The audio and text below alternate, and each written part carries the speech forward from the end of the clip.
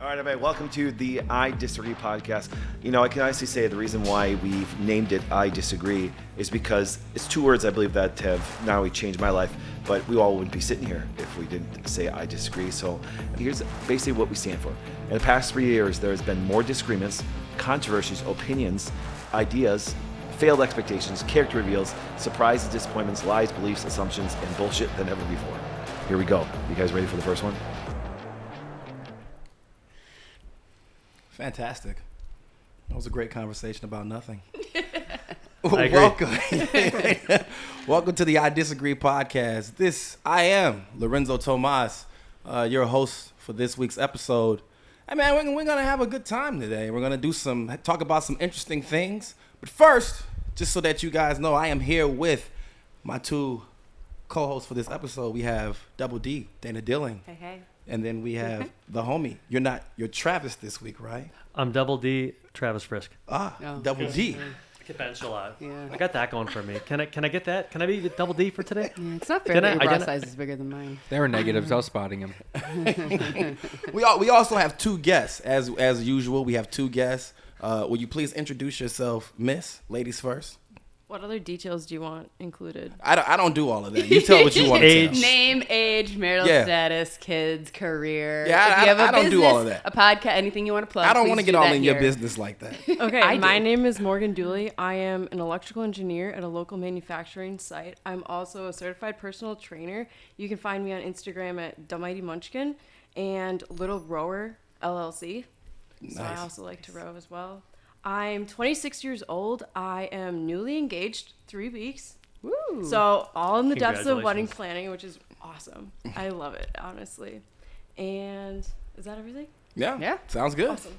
All right. And then Welcome. we have Thank you. another guest. You've been here before. I have. You've done this many times. I don't know about many. People may have forgotten who you are. Tell them who you are. So my title has officially changed since the last time I was on. I am now officially Dr. Zach DiCarlo. Oh, he's new. I He's am. a new person now. I am He's new. transitioned.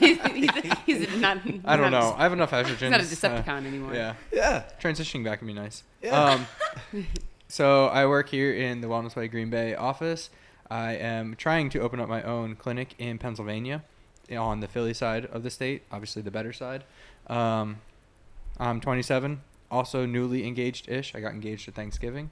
Congrats. So I don't know how many months ago that was. Too many. That was a long time ago. It feels eons ago. Yeah, it was.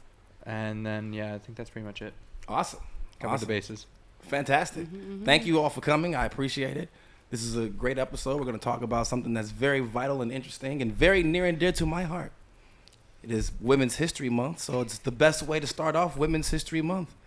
And so, with that said, though, I should let everyone know I am Lorenzo Tomas. I have a show. It's called Random Things You Need to Know. The episode for today is about how Terrence Howard, the actor, does not need to pay taxes because he is a descendant of a slave. Who'd have thunk? And so, make sure you guys go and watch that. It is at YouTube, BitChute, Rumble, Gab Minds, Facebook. Somebody said it was on TikTok. I don't know. It could be. Go and check it out and let me know if you find it on TikTok so that I can thank whoever made the TikTok page for putting it on TikTok because it sure was not me. All right. So we're going to get to the point of why we are all here. But first, I need to read the status line is what it's called, line? correct? Did you say status line? The status? I couldn't. It just happened. Oh, Just came you out. just made It that just up? came out, I thought yeah. that sounded like an official term. Well, because this show Okay. is affiliated with, it's in conjunction with Dr. Flynn's show, that guy right there. So Dr. Flynn has a show. It's called ADP. Yep. And so this show is on Saturdays. And so this is in conjunction with that show. And so this is a statement. This is from Doc himself. He's not here, so I'll say it for him. And See if Dana I- And too, Dana. right? Yeah. Well, Well, Dana gave one word we for don't it. count but, you know, Dana. whatever. We don't count Dana. No one counts Dana. That's not how that works. In the past 3 years, there have been more disagreements, controversies, opinions, ideas, failed expectations, character reveals, surprises, disappointments, lies, beliefs, assumptions, and bullshit more than ever before. The purpose of this show correlates with a different perspective, which is on topics related to health, men and women, politics, and religion. All right. So, the first statement for today. Yes, thank you. The first statement for today, and I agree with all these statements. Dana told me that I have to say that. That is how the game works. I didn't know that's how that works. I have to host say agrees that I with it, agree and with then- these statements, even though I may not agree. Well, Do you want to give them We'll the have a ground meeting rules? about that. The first round and then the second round? Oh, the first. So, yes, we should probably say that first. So, the ground rules, right? Thank you.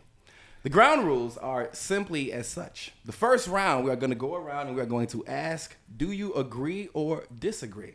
That's all you can say. Since you are the only one who is new, this is all directed towards your ass specifically. Okay? Thank you. Paying attention. You will say whether you agree or disagree, and then we will come back around and we will ask why you agree or disagree with the statement. All right? Fair enough. All right, and the statement for Dana, I'd rather that it's Women's History Month. I'd rather a woman make this statement. oh, you want me to make that? Yeah, please. You want me to I make think the it would statement? only be fitting if a woman would make the statement. It's just fitting. Go All right, ahead. so we're going to do the men and women one first? Yeah, go That ahead. tells me? Okay. Yeah, All right, yeah. all right, all right. Foreign women are more compatible with American men. Oh, you should say it again. You are an American woman. They may not have caught you with your American dialect. Yes, we Go are ahead, quite for the foreign we are people in quite, the we are back. quite silly. Foreign women are more compatible with American men. Oh man, that's awesome. Morgan. I agree. I agree. I disagree. I agree. Okay. All right. Well, Morgan, we're going to start with you. Why do you agree with that statement? So I have a couple notes here, and Came prepped. She came prepped. I said like nobody has ever like. She's prepped. Yeah. I had my internal intuition about like what I was thinking, and then I found some facts to kind of walk through as well.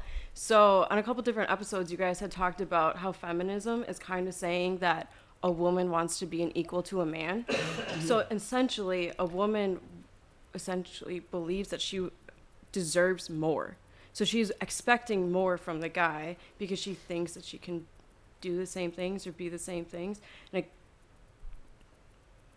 clearly women change what they want every single week. So in order for a guy to try to keep up with her ever-changing demands, it's a lot. Whereas if you just had a traditional woman in her feminist role, the man can do his thing, mind, muscle, money, and focus on that, and then they can complement each other better. There you go. You were like probably the only one who's like binge watched a bunch of episodes too. I can All right, clearly good tell night. you obviously paid attention. All right. You didn't even need your notes. Good for you. You know, look at that. Look at her penmanship. Like she's I know not a it's doctor. actually like nice. She's not a doctor because I it's know. nice. You It's can almost tell, like you can tell from here it's nice. I'm surprised you're not a teacher. Are you a teacher on the side? No, No, I'm not engineer. Yeah. She's got the brains. Engineers have chicken scratch or they write in all caps. Which one are you? Oh, which one? This is chicken scratch. That's your chicken scratch. Oh, okay, all right. I don't want to know what mine is then. Hebrew? I don't know. It's I only have nice handwriting some days. It Maybe a little depends. It depends Chinese, on the you know. day and the pen. They teach us how to not And- write well. Yeah, they Interesting. probably do. It's probably the whole probably class. essential. Yeah. what to what become a try doctor. is that in that you got to take that class? That's a good question. I don't know. All of it? Fair enough. They just beat it out of you. Yeah. They're Is like, that you the wrote this hazing? too clearly. That's the hazing. Yeah, pretty the much. onboarding part. Hazing. So Orientation. Zach, why did you agree? Why did you agree? I think for a lot of the same points, right? The American value for what women have has shifted in terms of like a cultural viewpoint. Now all of a sudden the norm is to be considered this like anti-masculine, pro-feminist kind of female, and that's what's celebrated in pop culture. It's what's celebrated in the media. It's what's celebrated, and the more traditional like that. I'll say home wife, but that's really the wrong term. I just can't think of anything better off the top of my head to articulate that point. But it's now so much villainized. Not even talked about. It's just villainized if you are someone who wants to be more in touch with their feminine side. And it kind of sucks. And when you go to these other places, they are way more in touch with their feminine side because they don't try to do everything that a man can do. And also coming from that doctoral point of view, because you can't take it out. I look at like our food supply and I look at our stuff and how we're treating, our bodies, and it's just not, this plus size community really drove a nail into that coffin for me, where like when you go to Eastern Europe or you go to even most of Europe, all these women are so, they're like bombshells compared to America. And the reason being is they're just not obese. Like, do we have bombshells here in America? Probably. But are they doused in 70 pounds of adipose tissue? Yeah. Probably. So it just becomes more of like, what is their value system and how have they treated themselves? Interesting. Travis, you disagreed. Yes, thank you for remembering. Yes. So, if you ask me in 10 years, my stance, I'm going to agree. But I still think I don't think it's the rule at this point, but it's getting there. And it's concerning, just the whole woke nation we have going on right now. But I come from a time, and so do you, and not to date you. I can give you your age, so I'm not going to give the age. I don't but have an age. we are. I'm timeless. Age. We say identify 400 years as timeless today. Okay, but Probably treat babies. right now I notice that the people of my age are definitely I see a lot of people that have the quality that I would look at if I was a single man. I still see that all over the place, and that's a good thing. I also have circles of the wellness way. It's because you work at the wellness church. way. Surround yourself with good people. And I'm giving a disclaimer. I mean, but I do occasionally go to the mall for something, or have to do stuff, or just connect with people that are 15 years younger than me, and I do see a difference, a generational gap, not only in just age and how the wrinkles. I'm talking just philosophy or how they view life in general. But I don't think it's the rule yet. We're getting there, and I definitely see in 10 years we're going to be having a different discussion. Well, I'm going to be having a different discussion. I'm going to be changing my stance. But the quality of woman, yes, it's going down. It just hasn't gone down yet to the point where I believe it's irreversible. Gotcha. All right. Good stance. Interesting. Dana.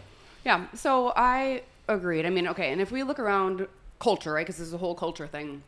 If we look around, we have a bunch of women who say they don't need a man. So I guess if you don't need a man, men probably have to go to a foreign country to be able to find them. But like, on top of that, I mean, I talk about polarity in the masculine and the feminine all the time, and everything. It all comes back to polarity because that's like really where passion and attraction comes from. And if we look at what's happening in culture, kind of like you guys said, women are becoming more masculine, which makes them more dominant, and dominant men don't want a dominant woman, right? When women act dominant like that, it's unattractive to men. Even if it's a pretty and skinny woman, it's still unattractive to men, largely when a woman acts like that. And largely women will become more masculine because feminism is telling them to, culture is telling them to, but then also on the flip side of that, there's if there isn't a man acting masculine, or if she's not surrounded maybe with a lot of masculine men, women just naturally start to become more masculine because they have to become their own man. And that's like a whole conversation in itself, but regardless, women in this country are becoming more dominant, and the only man who wants a dominant woman is the soy latte pussified beta male, because real men don't want that woman. And I'll also say that, I get it. Women in America can be super annoying, and they can make up a whole lot of problems. That's what we talked about last week, is women making up problems. Because women in this country will derail their family because, oh my gosh, their plans for the day changed. Or they will try to control their man's time and not let him spend time with his friends. Clearly, women here just sometimes don't have enough things to worry about.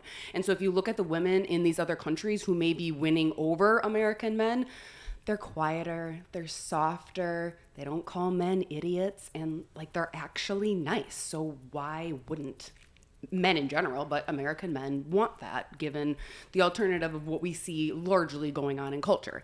Now, I don't necessarily want to advocate for American men to be the passport bros and go find, the foreign women. I don't care if that's what they want to do, but that's not necessarily what I'm advocating for. I also want to motivate women to have their 3 S's together, which is why I've talked about writing these manuals about what it means to be masculine and what it means to be feminine. And the women's manual is all about having her 3 S's together. And that's sexy, supportive, and serene. So sexy is, men are visual, so it's important that she looks good in and out of her clothes. And supportive is his purpose should be part of your purpose. And you should not only accept him for who he is, you should really love who he is. And then serene is the whole idea of peaceful and tranquil and not bringing chaos home with you. And so if we look at what we're seeing a lot in how American women act, and then what we're hearing about how foreign women act, like, yeah, we can definitely make that argument that foreign women would be more compatible with the masculine American man. However, I will say though that if American women do get their 3 S's together, they're just as compatible with American men than anybody else. I agree. Okay. Maybe. It's very possible that they could be. I don't know about that. There's an attitude that exists amongst American women that is kind of like irreversible. Do you think it's irreversible? I do. Unfortunately, they're teaching the youth. What do you think that attitude is? I think, well, one of the attitudes is being behind the wheel of a car. Definitely should not be driving. All right. Unless we are going to have our rule that we've already decided that we should have, which is the guy with the flag in front of every woman driver yelling out, "Lady driver, lady driver," to alert people. You have seen that. Please stop. You've seen that, Please that stop. episode? So, okay, you're gonna go back so and watch that one. either way, This is a long-standing joke. Yes, I do doesn't think women should drive. Obviously, this show is a big arc stereotype, right? Because we've had so many things we talk about. You need to parade. You need to tune into the I Disagree podcast very regularly to keep up with everything that's going on. It's like shows within the show. Yeah, It's good 100%. even on 2 times speed. Yeah. Because you'll forget some things like the parade, the lady driver, the rule, the rule about head and stuff on the periods and stuff. Mm-hmm. When it's Red Week, it's Head Week. People forget all about that. They'll forget all about it. But I have a question. I'm very curious to know something, right? So you two are engaged, and you're engaged to an American woman, and you are engaged to an American man. Yes. Okay, and that American man chose you, correct? Yes. Okay, so then my question, Zach, for you is first, why did you choose this American woman? Or was this American woman, did she meet all the traits or all of the, I guess, attributes that a foreign woman would have for a man who may be single or looking, for women and looking for that kind of a woman? So, when we met, there's a lot of history behind that question. Okay. I was not in a great spot in life, and physically speaking, I have a type. My type is blonde runners, and my fiance is very much not a blonde runner. She is very much more of a power lifter build and is ginger. Now, we get along really well because she has the 3 S's that I find in her. She's super supportive, and we've been through thick and thin together, and it's just kind of one of those things where we developed a friendship and then built upon that friendship into a relationship that was stable and, kind of just evolved into what it is today. Okay. So you are living proof of what Dana is saying, that there are American women who can become this. But I think those are the exceptions. Okay. I think it's very much a personality thing too. I think it's how they're raised, what their value systems are, what their priorities are. And I think that in today's day and age, at least what I've experienced, it's rare. Yeah. She's a rare breed. Interesting. Well, yeah, she's ginger. Well, that too. and so Morgan, that's part of it. You have Love your age. Because I also think that this is the case for American women. They probably should have foreign men as well. I think they're better. They might be better lovers. They might be more attentive, right? They may actually give more time. They're more interested in those romantic things that women like. Not all of them. I mean, some of them try. I know little Mexican men who are not that attractive who will try their hardest. Effort is important. They will do anything. They'll do anything. They'll run around the block, around the world for your ass. They will do whatever. Literally. Why did you choose an American man? Is it the same things as Zach? Was it you guys were together for so long, it was just a great relationship? Why did you choose this American man versus a foreign woman or a foreign man, or maybe even a foreign Decepticon, Transformer? They are available. Collect the whole set. There's so many different ways I can think to try to answer this. So a couple years ago, I was sitting down with my best friend and I explained who I wanted to marry. And she was like, "You are being too specific." I went down to I want a dark beard with tinges of orange right here, a little bit of red, and then lighter eyes. She's like, "You're never gonna find that." Because normally people with dark hair have dark eyes, not bright eyes. Yeah. Sure as shit, here we are. So I like looking back at that and be like, hey, ha, you're wrong. But hey-o, just by the way. I chose him because he is, in my opinion, a very strong man. Mm-hmm. Not just muscular, not just attractive. We get along very well because we like doing things together. We like doing things in nature, not necessarily sitting behind a TV. We like staying active, taking care of our body, working out together. He was in a relationship where she didn't want to work out. She would complain about how she looked and not want to do anything about it. So we kind of just vibed from there as well. And then also, he's also an engineer, so Yeah. it works out. You guys got quite a lot in common. Yeah. So Okay, that's here's really my good. question. Is he chicken scratch Yes. or is he all caps? No, he's chicken scratch, and it's very bad. He's like, I don't think you'd be able to read my handwriting, and it's a struggle. It was a struggle. So I graded papers in college. So like engineering, chicken scratch, and people would bring their stuff to me as like, hey, Morgan, I can't read this, and I'd be able to decipher it. He's worse.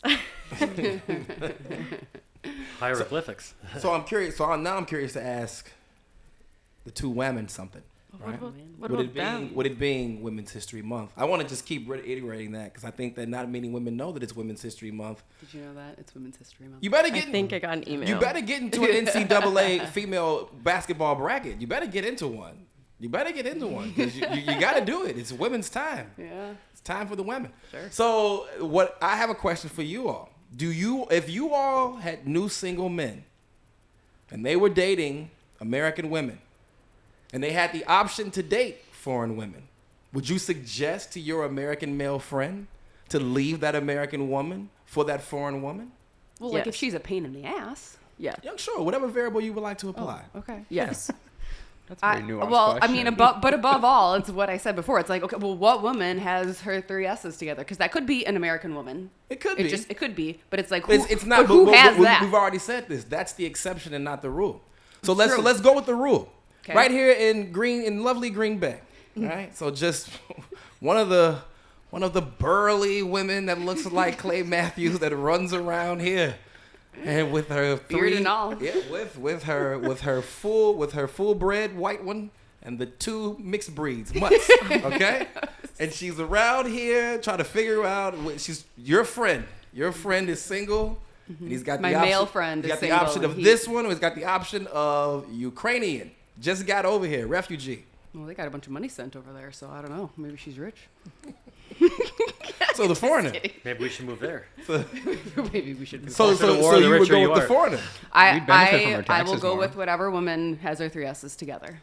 Okay, If it is the foreign one, then it's the foreign one, and if it's not, then it's not. I got you. It's the three S's. It's three S's. I have a lot of guy friends, and I have told them that she's not it to their face before. Okay. Without a better option, I've said she's not it. Okay. It's Just better like to just like wait. in general. Yeah. But who they were with, not that they needed the foreign person or Correct. someone else necessarily that Correct. you knew about, but just. But would yeah. you suggest the foreign woman? Would you suggest to one of your friends, maybe you should go the foreign route? Go get you a Mexican. Or one of the beautiful Venezuelan women that are out here that are coming into the... Yeah, I guess I have done that actually. I was like, you need a little adventure in your life. Go get it. You Very need something different. Like you have a type. You've been doing the same thing. You need to mix it up. Right. So you said something about dominant women. Mm-hmm. And so we've talked about this on the show. And so so you said that nobody wants a dominant woman. Generally speaking, except for a soy beta latte. Soy latte pussified beta male. Thank you. Yep. Bitch boy is what we call him in, Okay, in all the right. black community. Soy Bitch boy is Doc's term. bitch boy. right. So not a bitch boy. So here's the problem. Okay. So many men today, the exception is starting to become men who are not bitch boys. So if there are so many men today who are starting to become more bitch boys, They're right? becoming too feminine. They're becoming extremely too feminine, physically with with the Bigger boobs than Yep, me. growing Yeah. breasts. Estrogen. Yep. And then it's in the food. So what exactly? How is this What supposed we tell to them? work? Right? How is this supposed to work? Where these women they're going to continue to be dominant, right? Because somebody's got to take care of the Somebody home. has to be the man. Because in every relationship, whether that's like the romantic relationship, or whatever relationship it is you're talking about, somebody's going to be dominant and somebody's going to be submissive. And really, like when it comes to that polarity and stuff, at the end of the day, it doesn't really matter who carries the masculine and who carries the feminine. The point is that there is that polarity, because you can't keep your attraction, you can't keep your passion unless you have those complementary opposites. Now, typically it is the man who carries the large part of the masculine, and it is the woman who carries the large part of the feminine. Everybody tends to have more of one of those like essences in themselves. We all have both of them. Like, I come to work and I act like a man half the time, right? Because I have to do that, because we have to do that, because that's just part of like work, right? And men are capable of acting feminine if they need to do that. It's just that we're running into the problem now, as you're pointing out, we're running into the problem now of getting depolarized, that everybody's getting kind of close to center. Women are becoming more masculine, and men are becoming more feminine, and then you have that loss of attraction there. So that's an issue in and of itself, because that polarity isn't there. There's not a dominant or a submissive, or those roles are getting flipped. Because like I said, largely it is the man who is masculine, largely it is the woman who is feminine, even though we're seeing some like real weirdness like in culture. Like lots of dominant women don't want to be dominant, and they don't want to act like men. They want the strong masculine man to just take care of them and make all the decisions. That's really what women want. The majority of women want. They want to be able to relax in the feminine. The issue is that we can't, because there's an issue of not having as many masculine men. And it is, I'm not putting all blame somewhere, but it is the job of the men to lead. They're the ones who lead the relationship, and they're the ones who lead that polarity and get those polar opposites again, so that there can be attraction. They're the ones who take action in the relationship, who make decisions in the relationship, and they're the ones who can ultimately turn that around. I just want to add, so I think part of this is I went to life skills twice. I graduated in 15 and 16. It was awesome. It was a 3-hour class for like 30 weeks, and the second time it actually took like 40 weeks. It was a long one, but my point is, we learned in that class, and I'm gonna probably brutalize this. I'm gonna try my best to explain it, but as a man goes through, obviously you cling to the mother when you're a child, and then you start growing hair and voice deepening, puberty, and then you start looking towards mom as somebody who you want to marry someday. You're looking for the qualities. So if you're a mom, I'm the son, I'm looking at your qualities to see what I want in a wife. So with that being said, you're kind of at a disadvantage to even have a European woman, or any non-American woman, because you already are programming yourself subconsciously to find someone like mom. And it doesn't mean it can't be broken. I mean, anything can be broken, but my point is, you're kind of going up shit creek without a paddle, because you're already looking for that. During my time, working with the youth group, I actually had the honor of counseling a lot of people, and I noticed a lot of those problems. And you notice the problem is just who they were watching, who they were looking at for what a woman should be. And we're not getting that anymore, and I think it's getting worse. I think just by naturally a woman changing to, progressing into this new age woman of power and strength, and now a man has a skewed vision of what a woman should be, a healthy woman, wife should be. And I think you put all that together and you have yourself a recipe for disaster. So do you think that looking at a foreign woman, an American man looking at a foreign woman, is just not realistic? Is that what you think? Because that woman is not almost not a replica, but almost like not the image of his mother? I think you're at a disadvantage. I don't know how to word that into make a concrete statement, but really, let's just say you have an American woman who has the same qualities as your mother, and then you have a foreign woman who has the qualities of your mother. I would say advantage American 4 out of 5 times, and that's just me guesstimating at this point. But it's just it's what you know, it's what you're comfortable with, it's what you're programmed to be okay with. It doesn't mean it's impossible. It's just definitely not, in my opinion, the rule at this point. It's you're gonna pick the one that looks and acts and treats you like your mother did. Interesting. Well, I think that a big problem with American women is the idea of new age feminism, which has made them extremely unappealing to a lot of men who are traditional.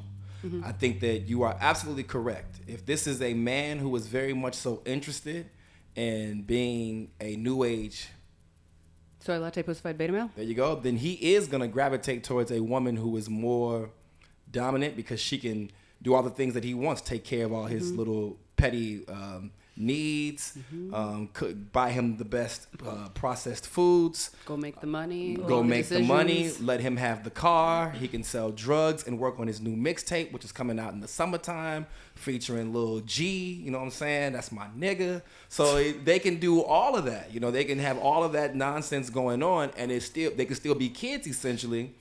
But many of those young men do come from dynamics where the woman has allowed that to happen in their home. Probably has Lil G in the house. He's in the house dating the mama. Lil G's on the mixtape and he's getting the goddamn mama's pussy. Jesus Christ. Lil G is the man. So Lil G is in the house with the mama, and then there you go. So he's seeing this example, probably has seen this example his entire life. However, I do think that what a lot of men are noticing today, that they're noticing that women, because they are not traditional, they're not like their mothers, they are seeing those attributes in foreign women, because foreign women do want men who are strong and who are dominant. However, as the Eddie Murphy joke goes, as soon as they get their asses over here, they start talking to you, well, not you and you, but maybe some of those others out there. And then next thing you know, they're talking about half. I want half, Eddie. Give me half.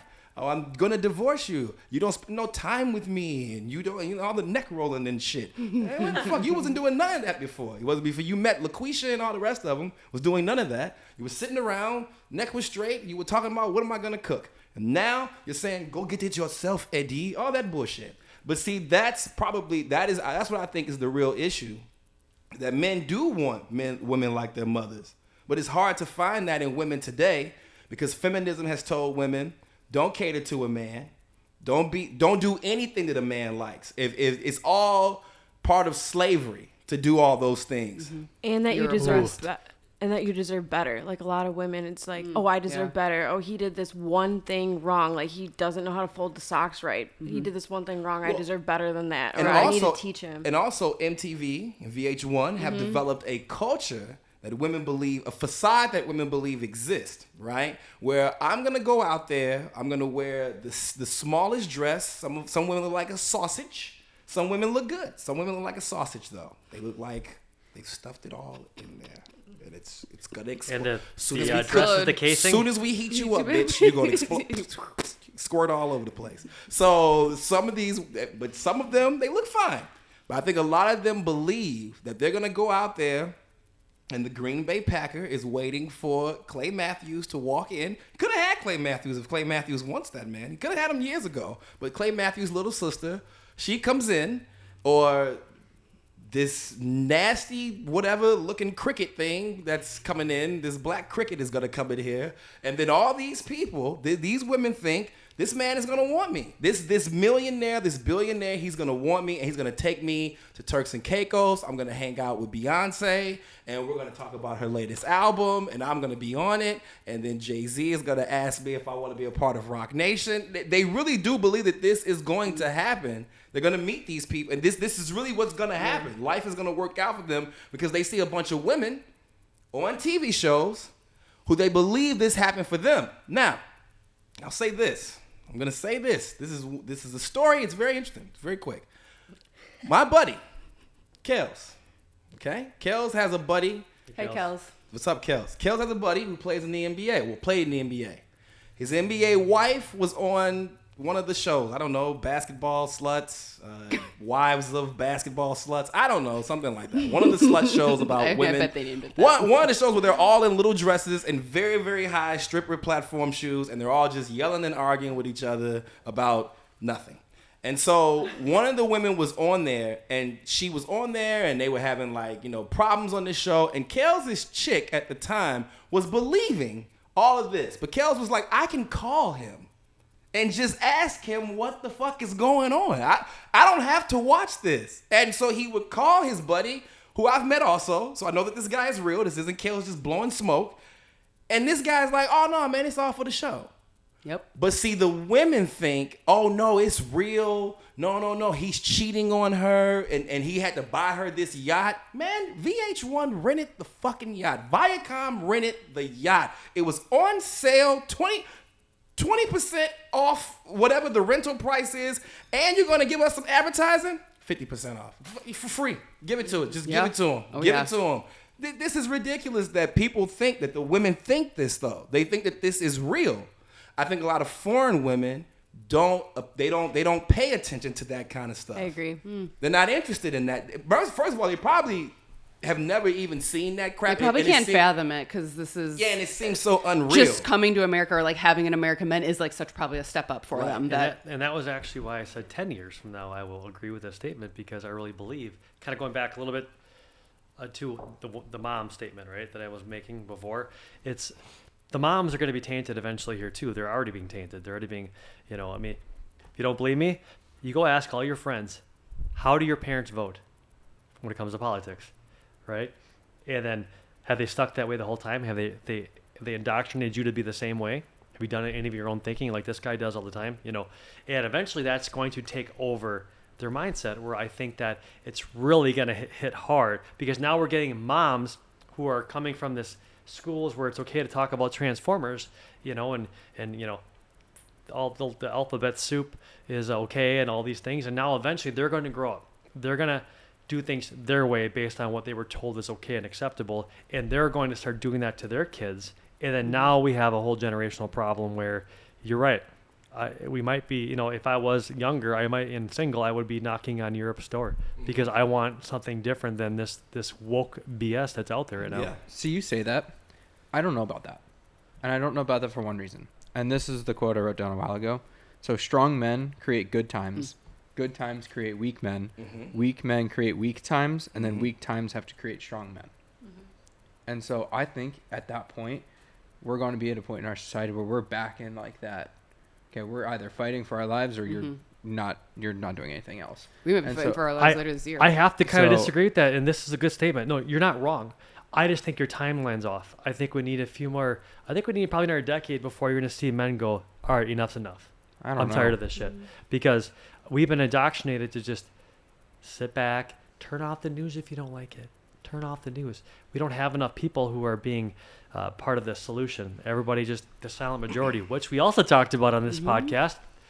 The silent majority is the problem. It's because of the silent majority that we're in this situation, even having this discussion. So maybe I should thank the silent majority for not talking. But go ahead. I just had to clarify that because I agree with what you're saying. I just think we're not there yet because the men are too soft. And I think the times will get to the point where the soft men will kind of weed themselves out. I mean, when you look at, I forget what podcast it's called. I see it come up on my social media feed all the time where it's like the 3 men versus like the 7 women at the table. I think it's the Whatever podcast. That sounds right. Oh, like that. And every time I watch it, it's always some form of woman who wants a 6'5". Yep, 3 6s. Dude who makes more than 100,000 whatever. 6 feet, 6 figures, 6 inches. Yeah, that one. And every single time they're like, okay, do you know the percentage of that? And where do you fall in the scale of what they want? Right. And every single time the women are like, oh, they'll just want me. Right. And he's like, no, you are not. They are the top 1% of men. They can get top % of women, and you are not that. And you will never be that. And it kind of humbles them, but it's true. Well, I mean, so I have to disagree. I agree with your example, but I have to disagree with what you said about how you think that it's going to someday turn around to that. And this is the only reason why. Have you tried to talk to any kind of a woman outside of your woman today and the people in the world? Have you ever tried to talk to these women? Can't get a word in. Like, do you mean the you don't need to. Don't worry. Allow them to speak. Just let them go. What do you think my job is? I listen to women complain all day. What were you going to say? I didn't do most of my talking on the first date. I did mostly listening. Yeah. No. That's why you're still together. Yeah. I mean, obviously it worked out. That is true. Quiet and nice. That is true. What I have noticed today is that talking to women, right, is like talking to literal children. I always tell my buddies, they're just children with breasts. You're just going to have to talk to them as such. You know what you should probably do? You should do this. hello, how are you?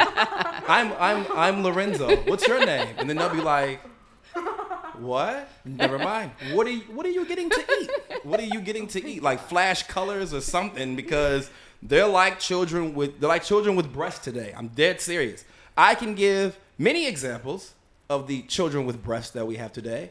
And one example would be, so, you know, there was a point in time I went out with a woman, and this woman and we met, and she said to me, oh my God, what are you gonna get to eat? I started talking about pizza. Now, I'm from Chicago, so I immediately started talking about deep dish pizza, Giordano's. Oh my God, the best pizza. She's like, what about the pizza? I'm like, this isn't fucking pizza. I'm like getting angry too. I'm like, fuck this pizza. I will blow this place up. This ain't pizza. And so they're very passionate in Chicago over their pizza, apparently. And so we get done with the pizza conversation, and she says, well, at least you don't have to worry about your reproductive rights. And I said, is that a pizza? Which pizza is that on the menu? I didn't even see reproductive rights pizza. Which one is that? What do they put on that? Right? So then she said, well, you know, with the politics. I said, you know, I don't want to talk about that. I said, really? We shouldn't talk about that. It's first date. We shouldn't have that conversation. She said, well, I mean, I just feel like, you know, it's really important. I said, what's really important? She said that about our reproductive rights. I said, I used to work in Chicago politics, so I really don't want to have this conversation with you about politics. I said, I'm just trying to show respect to you and not have this conversation. And so she said, well, I mean, I just feel like if you worked in politics, you should understand. I said, all right, let's do it. What do you want me to understand?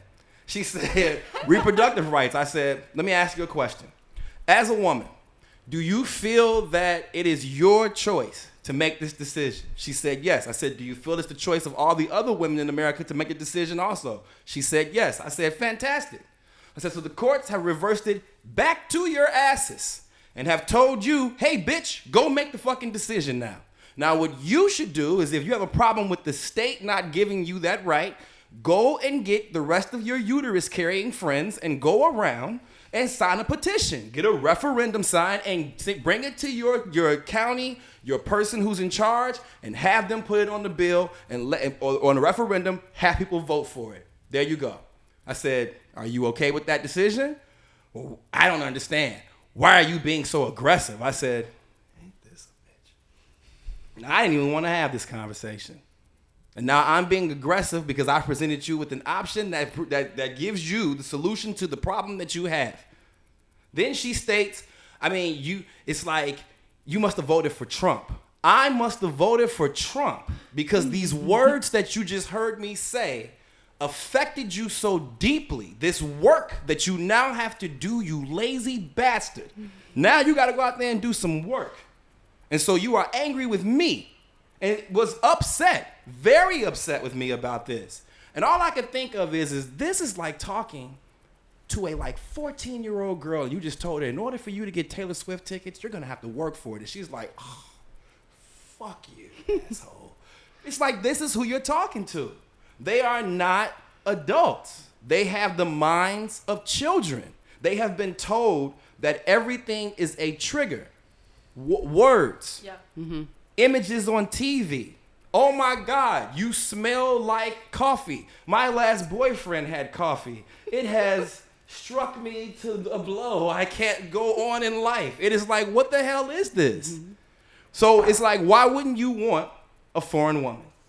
Mm-hmm. You know that that's not going to happen with them. Yes, ma'am. I also have that written down as like American women, they kind of use trauma as an excuse rather than motivation to work past and work on their sexy, supportive, and serene. Yeah. So like the women need to work on themselves in order to attract those stronger men. I feel like sometimes men feel they can't be that strong, aggressive man that is kind of attractive sometimes. Because if they are, then they get Me Too'd all of a sudden. I mean, look at all these refugee women, right? These are people who are really, some of them are really going through really traumatic shit. They're seeing people die. Mm-hmm. They are in rat and feces infested environments. Some of them have actually probably been trafficked, and they managed to escape. I mean, we are really talking about women right now, foreign women who are coming into America, who literally have a lot of problems. Not all of them. I'm not saying all of them. But there are some that are really having a problem. And we are sitting around here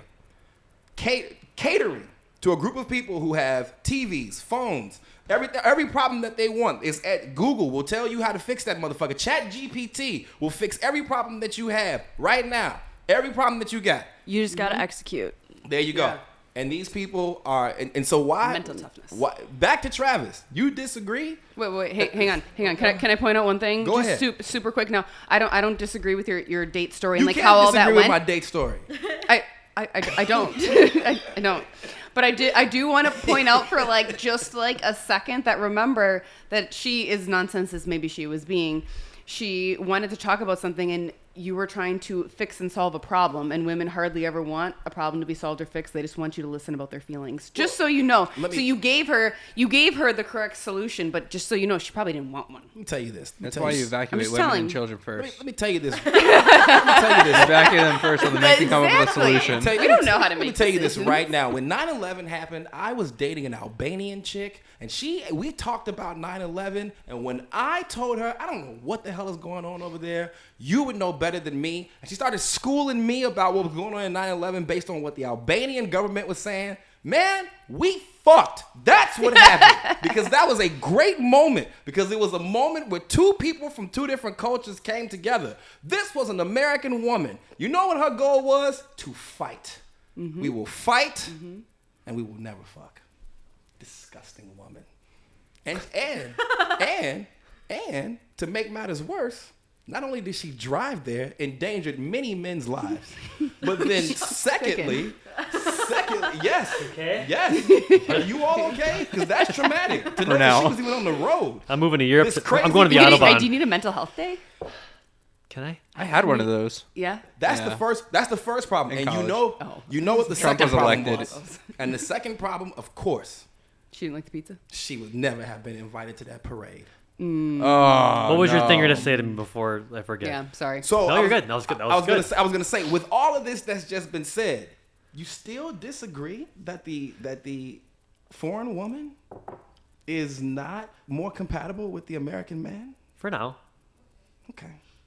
I mean, for one, let's go practical. They all drive on the wrong side of the road. They're They don't. steering wheel. That's not all of them. Most of them don't drive. I don't want a European woman driving an American car. First off, she's backwards. They don't drive. And then if she's backwards again, it's a double negative. They because don't like she's to from drive. Europe. They don't like to drive. She's backwards. How do you twice, and know she's that? probably fine. She's probably a great driver. They don't even have driver's license. They find someone to drive them around. You ever seen The Holiday with Cameron Diaz? You watch her on that Yeah. road. She's going to the convenience store just to get a bottle of wine and a couple of Yep. bare, necessities, and she's freaking out. Now Well, I'd imagine freak the out, other side of the road in America, same problems. I mean, come on. She is an American woman, though. Let's be honest. It's true, but I'm just saying. I mean, you got to take that concept and bring it to America from Europe. It's the same thing. I don't think it's the same. I think foreign women are way more sensible. They have it all together a whole different way. They probably understand. Hold that on, they hold shouldn't on. drive. So you understand? So you're saying that don't fight it. can a European or a foreign woman, can they drive? Absolutely not. No, they're What still are they women. doing that for? It's still women. It's Yeah. not. It's Is it a man's role? to drive? Yeah. Everywhere. Yeah. There should be a law that says that men have to drive women everywhere that they want to go, any time of the day. And flags if we're out on the Oh, so yeah. everybody knows. Yes. And like reduce speed Yes. limits and Yes. I mean, if you look at England, that's why they drive on that side of the road. It was designed for them because they would hold their, like the way they would ride horses and stuff. It was their right hand was the one that was supposed to be like free and usable for like swords and jousts and whatever. Oh. So that's why they drive there. So their right hand's actually outside, so they to can joust the theoretically car use it at that way. Yeah. Look Well, at that that. makes sense. I just thought they were pissed at us for getting to World War II so late, and they decided to make things the opposite as us. So Well, I don't know if that's the case. How That- deep in that conversation do you want to go? could be fun actually. I love World War II. So We were there on both sides. Don't you worry. But I do want to ask this question. With everything going on, is there probably a foreign nation that men should not get women from, and women shouldn't get men from? Iran. Iran? Okay. Where does you run to? I don't run anymore. That's why I carry a gun. I don't either. Do you think there's a nation that... Why do you think Iran? Culture. Okay. I think they're bred in that area to have grown up with us just bombing the crap out of them for no apparent reason and looking for WMDs. I also think that most of their stuff they would go around normally, that we kind of came in and, you know, terrorized their world because the CIA is the CIA. And I think that they hate America so much to where it's kind of their culture now too. And so I think we should not mess with that. I don't think it's a nation. I think it's, although if I was to say one, that would be up there for those reasons. But I really think that it comes down to discernment of who they are, how they were raised up. That to me is important. You got to have quality. You got to have integrity. You got to be able to hold your weight as a woman. And so it doesn't really come down to a culture. Maybe some cultures will lean towards that, you know, or be a little easier to find, you know, but I really think you need to look at the parents and see how they raise that woman and see what values, you know, and value they bring to the marriage. And it's not really a country to me. I'm not, what's the word I'm looking for here? I'm not like anti-Iran or Arabs or India or Australia. If they're good looking, if they're sexy, if they're serene and supportive, they're worth looking into. And for me also, I would even throw in, I also want faith in there too. I want to know that they follow the same faith that I do, which is Jesus. And those are the big ones for me. So the 3 S's and the big JC. And if those match that, don't matter if you're black, white, brown, Brazilian, or Asian, or whatever, Eskimo. If you hit that and you hit those marks and you look the way I want you to, I mean, I'm Jason after you. Done. Okay. I'm with you. I mean, it does matter. It matters a little bit. But do you think that there's a nation that a man, or maybe they should stay away from a woman from that nation? No, not in particular. I can't think of anything. I kind of agree with Travis on that. Okay. What about you, Dan? Did you guys hear that? Someone agree with me. Thank you. Yeah, good job. No, as they've been talking, I've been trying to rack my brain about what I would think of that. I mean, and I'm thinking of it a little bit from my perspective too. Like, right, if I were to be looking for a man, is there any nation that I would like cut out? And I mean, on the man's side, we look at mind, muscle, and money, right? Like, because that's what men need to have together. And I mean, I do think you definitely don't want to diss Iran. Then they would love you. They'd love you. You're white. You're blonde. They would be spending all kind of money on you. I could go to 13 Dubai, wives. But they don't like they don't like that. I mean, it's all covered up. Streets of gold over But there, and Larry, they're like all her rich and skin's shit, and they showing. don't She have- can read and write. That's okay. They'll cover her up. She has an opinion. They'll cover her up. They'll cover her up and tape her mouth shut. She doesn't skip leg day, so she'll give him help. She got the mind on the muscle. I know it. You got the 3 M's, girl. I know. Well, that's not the best. 'Cause that means I'm acting like a man, though. Yeah. So Yeah, but you would have a better chance of things surviving in there, Iran, but though. I would survive there. I know how to shoot a gun. Yeah, no, I don't know that I would call out a country in particular. I mean, I do. This is somewhat off topic, but like obviously I care about like freedom and things like that. And as much as like we can talk about how free we actually are and actually not, I mean, I still would probably be looking to like, all right, well, what's this country doing? What kind of like laws am I going to have to be under? Because I don't like to follow rules as it is. So like what's going to be, you know, happening here? Because I'd also be defaulting to like, well, I'm the woman, so I'm probably going to move there. I don't know that he's going to move here. So Right. because if he has his mind, muscle, money together, he probably wants to stay wherever he is doing his thing because that's where he built it. That's very true. So- That's very true. At the end of the day, I really feel bad for the men. I Yeah. mean, Why? and for the women, like the younger ones, like you know, more towards your generation. It's just harder. Like you said, it was there's polarity before. Yeah. Now it's so close. How do you even know if you're barking up the right tree? And I liked your approach. You were in the friend zone and you built on that. You had a plan. Yeah. But a lot of people don't, and you're just kind of going around blindly, Yeah. and it's concerning. It's just concerning to me. I'm just seeing things just regress over the generations. Yeah. Right. I agree. I think more people need to have the harder conversations early or ask the hard questions early. Like, even if it's a first date, it's like, okay, don't need to waste time anymore. Right. You are She's 100% obviously right. Done. I did this Yeah. by accident with Sarah, my current wife. Our first date, or if you want to call it that, we're just hanging out and starting over. And I just dumped everything I could because I wanted no foothold of my past in my It's future. humbling, though. It was, and it actually felt so damn good. Yeah. And we just talked for hours, and we just got everything off our chest. Her deets, my deets. We got it all out there, and we started fresh. I think if you do something like that, or you try to attempt to do something like that, you're barking up the right tree. You can move from that. I think that's a genuine connection as well. Absolutely. Is that the exception or the rule? Yeah. What? I that think people it's the have the exception. conversation Nowadays, Yeah. should be the that rule. anybody has a Should. conversation Yeah, is Yeah, an that anybody. exception. Yeah. It's very true. Honestly. I think the only nations that you should stay away from are France, Australia, right? Stay away from that entire continent. New Zealand. I actually was thinking Why? about Australia. Because these are all Western nations. They already think like Marxists. So they're already thinking like the American women over here. They're already diluted with bad food in their system. So their gut is already messed up, which is fucking with their brains. Their vaginas, if you didn't see last week, their vaginas are full So of much bacteria. bacteria that's And it's seeping just into the brain. seeping into the brain and making the women purely just children with breasts. Actually, he can speak into this more, but there is a thing like vaginal dryness, stuff like that happens from inflammation and not taking care of yourself. To your point, Yeah. you know what? You keep eating crappy, you might find yourself having some at some point- problems in the female department. Here's the Yeah, and problem. you won't Here- taste as good either. Here's the problem with being a doctor. Here's the problem with being a doctor, and people don't want to Real believe life. you're a doctor. Everyone questions your credibility, right? Because I don't put shit on the walls and stuff, right? So they got a problem with me being a doctor. Dana last week tried to question my doctoral abilities, and so now she's seen because you agree with me, and you must have looked up bacteria in the vagina that gets seeps into the brain and how it makes the women children with breasts. Crazy, yeah. Crazy, exactly. But I would stay away from any Western nation simply because those people already think the way that the problem is over here with American women.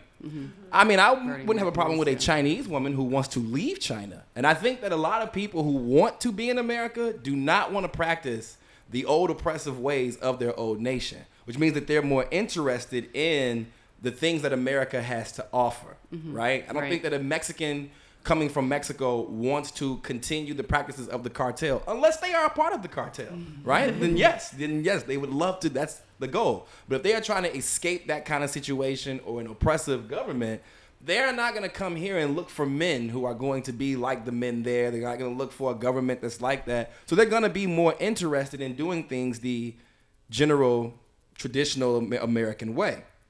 So I would stay away from all the nations that have westernized people and even westernized men, right? Because they're just going to be the soy boy. In yoga class, talking about being vegan. Yeah, and crying, Yeah, sharing the crying feelings. because Trump's face came on the TV screen. How dare this orange fuck? I know, it's true. It's funny you mentioned Australia because that used to be a place I wanted to go visit. But then I believe it was like 2018, 19, around there, they decided to do the whole buyback with their guns. Oh, yeah. So now they have, What was New Zealand who did that? it was Australia too, if I'm not mistaken. I'll double check my facts, but we'll just say that I'm right in this moment. They did the whole buyback to the government of their guns. Now they can't fight back. Oh, by the way, COVID just came. No one can push back on the government. And I remember watching videos of guys, they'd be sitting there and they're all proud. They're sitting in their motorhomes in this huge, it's a upgraded concentration camp is really what it is, and they're all lining up, and the guy's sitting there going, "Oh, I'm just waiting for my gruel with his brand new iPhone." He thinks he's all happy and everything. You're stuck. Like you have no other route but this one because you guys had no balls and decided to just take a shit on your country, and now they're screwed unless they get someone in leadership that's going to turn that around. But yeah, it's weak. I will never go there now. I'm sorry. I mean, Really? I won't go to Australia. I might go to New Zealand. I want to see Lord of the Rings. I want to see some of that stuff. Precious. All right, so I think, does anybody else have anything else they want to say about that topic before we move on to the I next think one? fashion is something interesting to note too about different cultures. American women or Western women, they often wear leggings. We all love our Lululemon and everything like that. But if you just walk the streets of, let's say, London or any other city in Europe or even South America, you'll see people actually essentially dressed to the nines is what we would call it in America. Especially week, in all the northern time. Wisconsin. Yeah. You go to a nice restaurant, you could say it's like 5 stars, let's say it's 5 stars, and people There's a are still in 5-star jeans. restaurant in northern Wisconsin? Probably not for your Chicago taste. It's called The Pharmacy. It's at 2515 West Mason Avenue, But you Write were that saying- down. Green Bay. You were saying, yeah. Yeah, it's just how they Yeah, nice present restaurant themselves. Here, people are not dressed up. Right, That- people are not. Yeah, they just don't put in effort. They just want to look comfy or look like a sausage Yeah. in their elastics because they know it's going to fit every single day because you just stretch it a little bit further rather than put in a little bit of effort and wear kind of a pantsuit. Yeah, I mean, it's interesting. Yeah. When I dated a Polish girl, she was trying to explain to me how you can know the difference between different European women, and she was saying to me how Russian women dress a certain kind of way.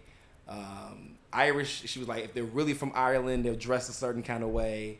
And then she was like, Czech women dress a certain kind of way. And then she was like, but they got big titties, so that's how you'll know who they are. And I was like, Yeah. well, let me write that. Yeah. Those are all Lots of in the parade. recruiting from the Czech for the parade. Got it. And then she said, and then there's, I'm trying to think which one. She said there's English girls. She said, and then there's French girls. She said sluts, short dresses, high heels. They look like your American bimbos. She said because they know how to get an American man.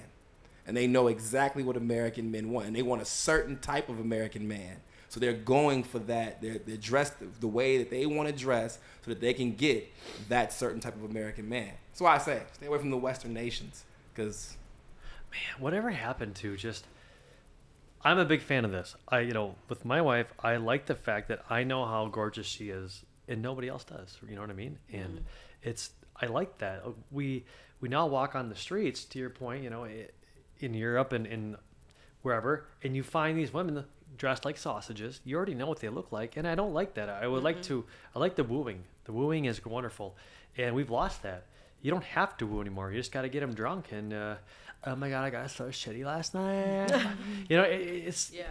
Where's the benefit of that? Where's the growth in that? It's just instant gratification. You're not going to get anywhere. You're just going to be in the same spot when you're 40, when you're 50, and then when you're 60, you're going to be that lady in the apartment with 12 cats, in the rocking chair and in the knit and all alone, and you don't understand why, and you start blaming Trump again, even though he has been president for 30 years. it's very possible. Anybody got anything else? The only other thing that I was actually going to say when we were talking about like whatever and how they think that, well, the man's just going to want me, and it's like, well, it comes back to, well, what are you bringing to the relationship? Right. And just kind of like reminding people that typically men don't care if you're making a lot of money. That because they're not looking for the woman to provide for them. They're looking to be able to provide for a family. That's not to say that women can't have a career and they can't make money Maybe and we things should like start. that. But just so you know, that's not like I'm supposed to make something. money now? Oh yeah, you are supposed to make money now. Oh, You didn't tell us that, Dana. sorry. Now you tell me. That's why you're here. You're here to learn. But just so you know, that's not like it's not like a selling factor for women. Dana, I have one thing that I would like for you to do, if you could do this. Yes. I know that you haven't started your BSBC show, Yeah, no. but could I you know, I've written please it down. give the bitches a tip so that the bitches can stop being crazy? Okay. Yeah. Is it about that? About that? Sure. Okay. About this subject right here. Could you help these American women so they could stop being crazy? Do you have a little something you can give, or do you want to give it later on when you give your final? Well,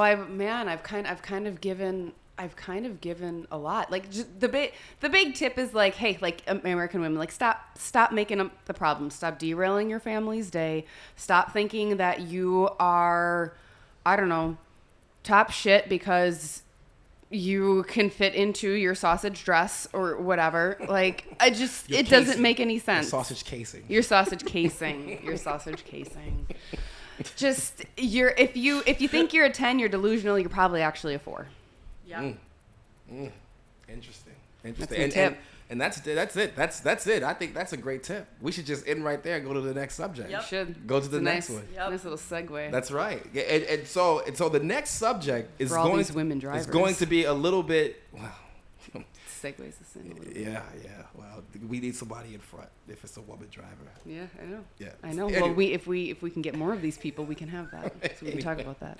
So this next subject is going to be a little bit different, right? So it's going to come to a different area. It's not going to quite be about women and men, but it is something that is affecting all of us today, and it is an election year. So, I expect that this will come up at some point. It's going to have to come up September-ish, August. That's how they used to do it in Chicago politics. We wait till around the good time of the year when people are paying attention. Then you start asking people to do stupid things like, I don't know, defunding the police. So the next statement is, Defunding the police is dangerous. Do you all agree or disagree? We'll start with Zach. I agree. How about you, Morgan? I agree. Travis? I agree. No, I agree. Oh, okay. We're Everyone gonna agrees. agree. We'll have different reasons. Zach, you first. Why do you Okay, agree? so I wanted to bring this up earlier, but I didn't know how to weave it into the previous conversation. When we were in the Cold War, the Soviet generals would defect to the West, and they would talk and give interviews. And they said that they had a million different contingency plans on how to invade the U.S.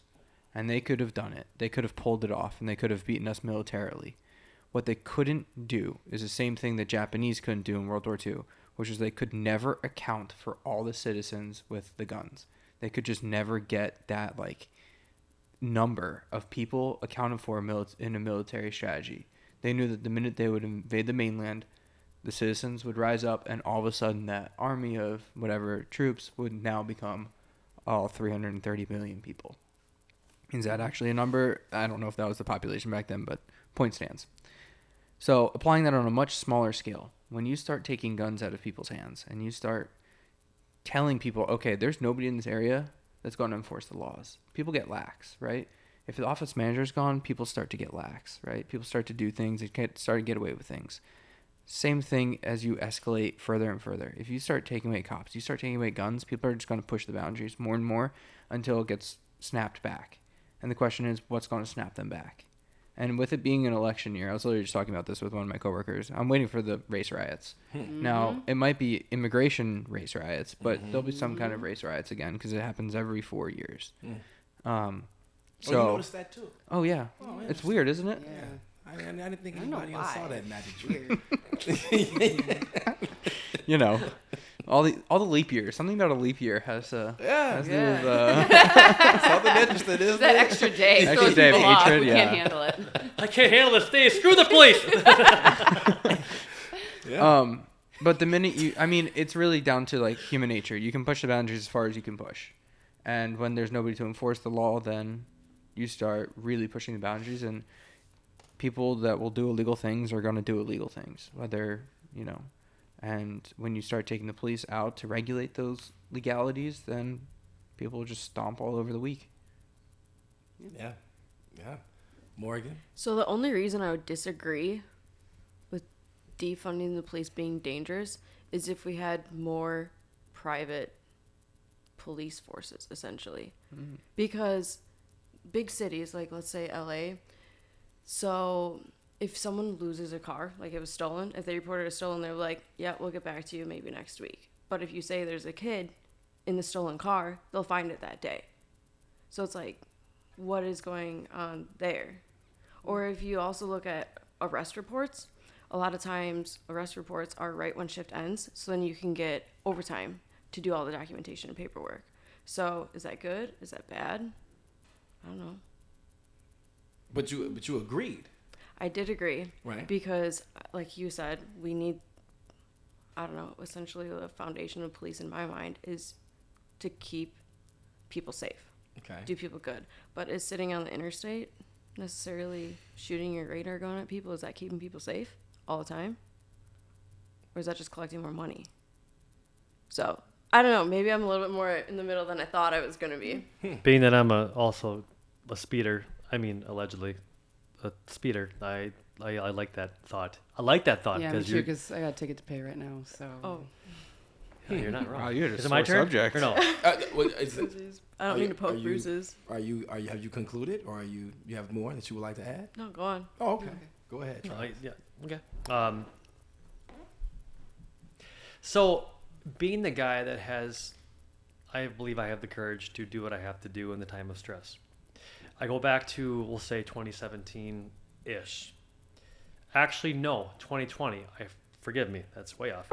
There was a couple, and I believe they were in a liberal state, and there was riots, and they were people of wealth, and they were holding an AR-15 5.56 gun. I remember this story. And the wife was carrying a 9mm, looked like maybe a Saturday Night Special type of deal, tiny little gun, and they had their guns in their hands, and these people are just impeding on their.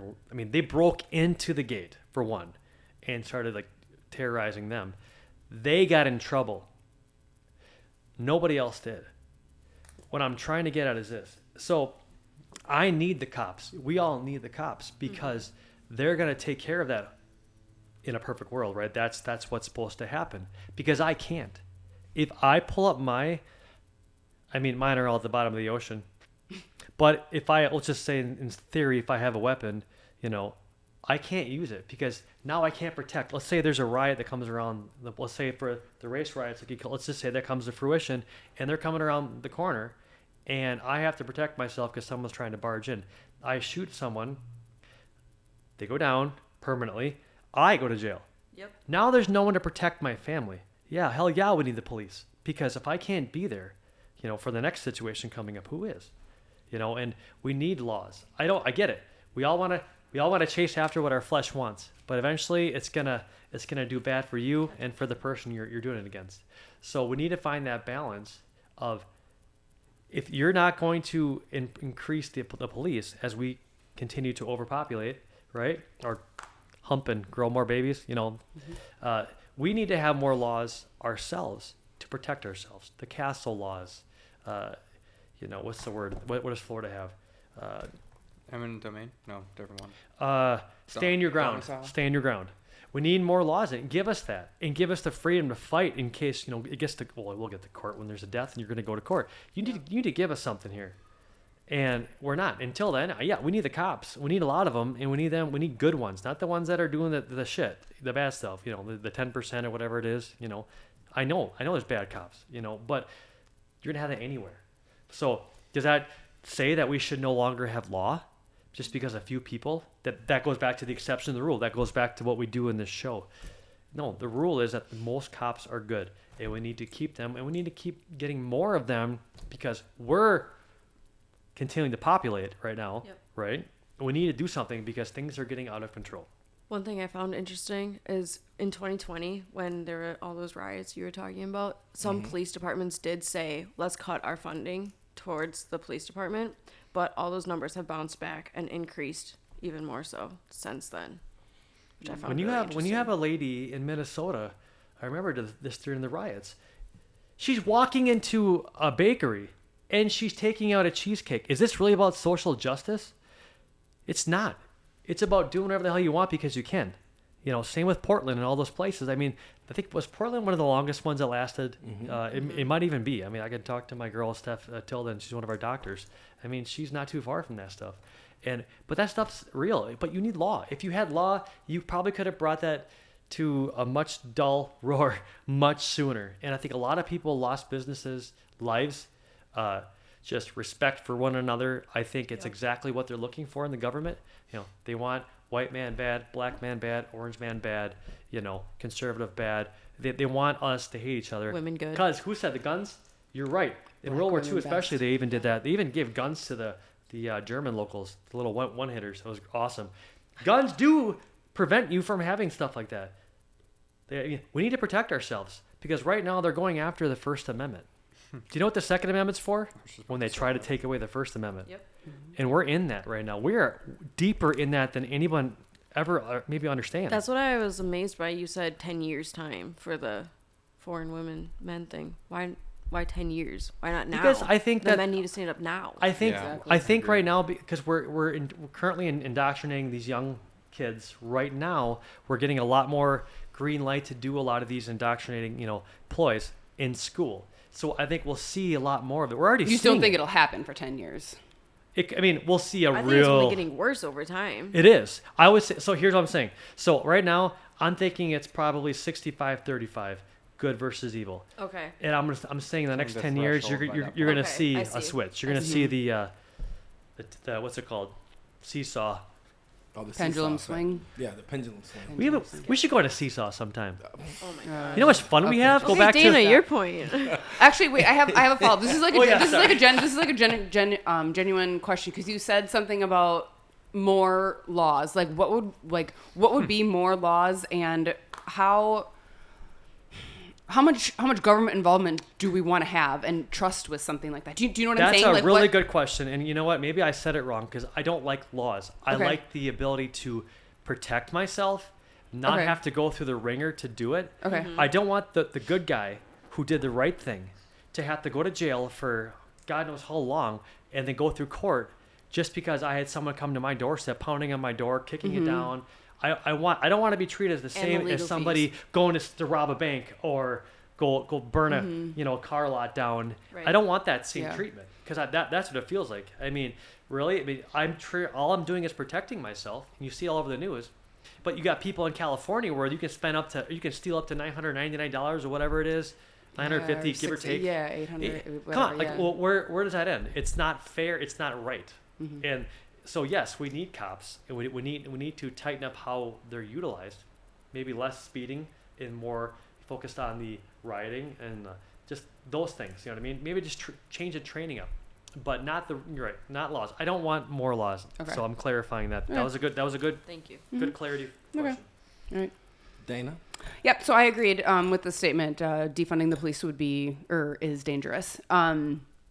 So I think it's dangerous to defund them for like kind of two separate reasons. I think you can't, like we've said, you can't take the funding away from the people who are enforcing laws and trying to prevent crime, because we clearly have like a crime problem that's going on. So you can't take that funding away from them. But I think the thing is, I've talked about this before, we can't expect a police officer to live on like $60,000 a year. That you can't really provide for your family or do a very good job providing for your family on that. Like that makes it really tough, especially for the type of job that they do and what they're all responsible for. Really what their salaries should be is a lot more like $200,000. And obviously this is like government like type positions and stuff, and money doesn't come out of thin air. So again, like I have said before on the show. What government are you dealing with? What? So what government are you dealing with? Getting there. So Our government pulls it out of thin air. hang on. If we cut the heads off of the elite tyrant fucks who are embezzling money from our country, we will then have a lot more funds to go around. You needed Fair. to let me finish. That's You're right. that's where the funding comes from. Can Okay. you not call them that? Call them what you always call them. No, No. those people No, are they're not elite soy. Yeah, tyrant they are not soy. fucks. But they're weak. Well, they need to face the wall is what they need to do.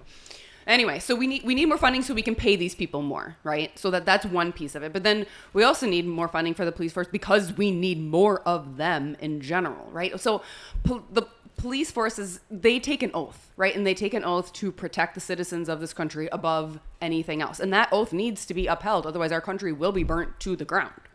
And I mean, okay, we thought George Floyd was bad a few years ago. And again, election year. So we're going to see race again. We're going to see gender again. We're going to see, the big thing we're going to see is the migrant thing. We are going to see that. And why that's such an issue is because there's 22 million of them. And there's not 22 million police officers and military. Correct. Like there's not. And all those people need to be picked up and taken and thrown back to wherever they came from. Or just set, right across the border and build a wall and that'd be fine.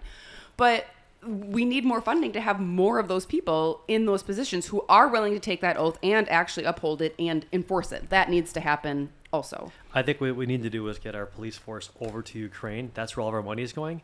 They can train our police force and then bring them back. Maybe get a pay increase. Yeah. Maybe payroll can be through Ukraine. And then maybe they'll be better. Well, we've sent way more over there than we Until needed for then, the wall, so. if they're going to continue to defund the police, they better be okay with me calling Larry, going, "I just killed a guy. You grab his feet. I got his hands, and then we'll go take care of him." If you're not going to take care of him, I have the right to take care of myself through protection if I feel my life is threatened, and they better honor that. They're not right now. They're making it incredibly difficult. In fact, if you own a gun, you probably should own one of those insurances out there, like the USCCA. I'm part of that, where if I shoot someone, I have to keep my mouth shut, just say I was in danger, and let my lawyer take care of the rest. That should not be like that. That's going to take months, and they know it, and that's why they're okay with it. They're okay with, because they know we're going to run out of gas and money. They're not. Right. Interesting. Right. Were you done with your statement, Dana? Yeah, actually, I was just gonna say though, you were talking about the Cold War and stuff and how they're afraid of the citizens with guns. And okay, so we have about 330-ish million people. I think the last I heard, there's about 500 million guns in the U.S. though. And so, I mean, only one side of the aisle A lot tends of to them have are at guns. the bottom of the but, ocean, though. Yeah, like Well, his. Yeah. well, Mine but are on the ocean. I'm sorry. but so there's that to consider too, or that there's that to think about before you want to mess with the people, because we the people might need to take care of the migrants, and none of us want to do that. We want the police to do it. They need to uphold the oath. So to play devil's advocate, would you argue that the majority of the people with those guns are the silent majority, though? So would they really stand up? I don't know. I get worried about that. Like, 'cause how many people are actually capable of shooting and killing somebody? Because we all think that we can, because we're desensitized to it because we watch it on TV. It's sadder when a dog dies on TV than it is when a human does. So Wow, I true. never thought about that. It is. It is. I remember that like very, very distinctly from my senior year of high school, actually, because I was watching Grey's Anatomy back then. And there's an episode where a person dies, like a key person with a very emotional story dies, did not care. Someone's dog died, I lost it. The last person I cried over was Prim from the first Hunger Games. When she died. Oh, Yeah. that was rough. But we're desensitized to that kind of stuff. But also, like, okay, if you have to actually pull the trigger on somebody, an actual person, can you do it? And are you actually gonna hit them also? Because when That's you're in part that of fight it, or too. flight too, I mean, I could be this far away from you. Can I actually hit you when I'm in strong sympathetic like that and not in a good frame of mind? I don't know. Target practice, sure, but like real life. I You don't know. are so right too, because I just had a realization. Remember John Wick? No, I don't. No. know. Oh, yes. No. Yes. Why did he go on a shooting spree? Because they killed his dog. Yep. Yep. Yeah, you don't do that. And who's everybody the guy in on that American Sniper. Oh, I can't believe they did that. You're right. We were all shocked more about the dog. The hundreds of people that died in the movie, no one cares. How could Oh, you yeah. shoot a dog? But he was just a puppy. He was so good. Spoiler alert. It's the same thing with it's Mark Wahlberg, I think. American Sniper. Am I getting that movie right? Oh, you're thinking Right? of Which one?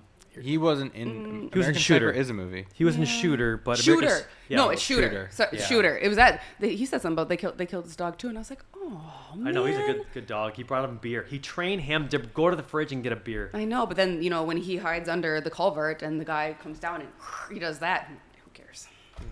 Wow. Not sad. That truly went totally away from the police into fictional characters And dogs. dying. That's what we do here. Well, I'm quite aware.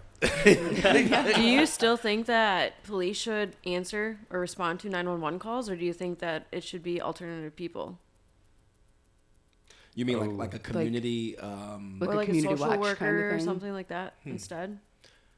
Yeah, that's a good question. I guess it would depend on the What kind emergency, of but call? Yeah. I Whether think, it's I think- violence or Well, not well, violence. well, I know. So in like many, in many bigger cities, they've decided to have them come out for like mental health checks. So you got a person and they say, oh, he's wielding a knife, but we know that he has something wrong with him. He's autistic. So they send a social worker versus a cop. Do you all think that that's effective? Sounds like kind of inefficient. Like you would have to like collect data and make a decision.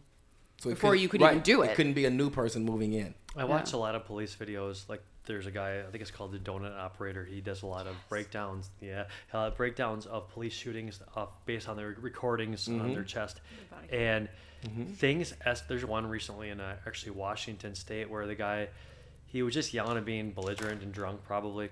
All of a sudden, within seconds, the cops went to go calm him down, and they both got shot. One got a little buckshot in the shoulder. One got in the face, scrape. He survived, but that escalated quickly. So a social worker, unarmed or whatever, it might not be the best situation, but that's probably one where you would think about doing a social worker in this example, because it's not a life or death at that moment. It's just an annoying neighbor being louder and belligerent. So you see where the tug of war is with that too. Well. So I'll ask this, right? So it came up quite a couple. Morgan brought it up about inactive policing and cops who pretty much seem to be more patrolmen than actual officers of the law, right? Protecting some. Well, and so if the job of the officer is to protect the highways, isn't that what he's doing? Isn't he doing that by surveillancing the highways? He's protecting them from from speeders. That's why he's got the radar gun. women drivers, which they seem to never protect us from them. So maybe you're right. We should fucking defund them from doing that shit. But so isn't that essentially what they're doing is protecting the highway?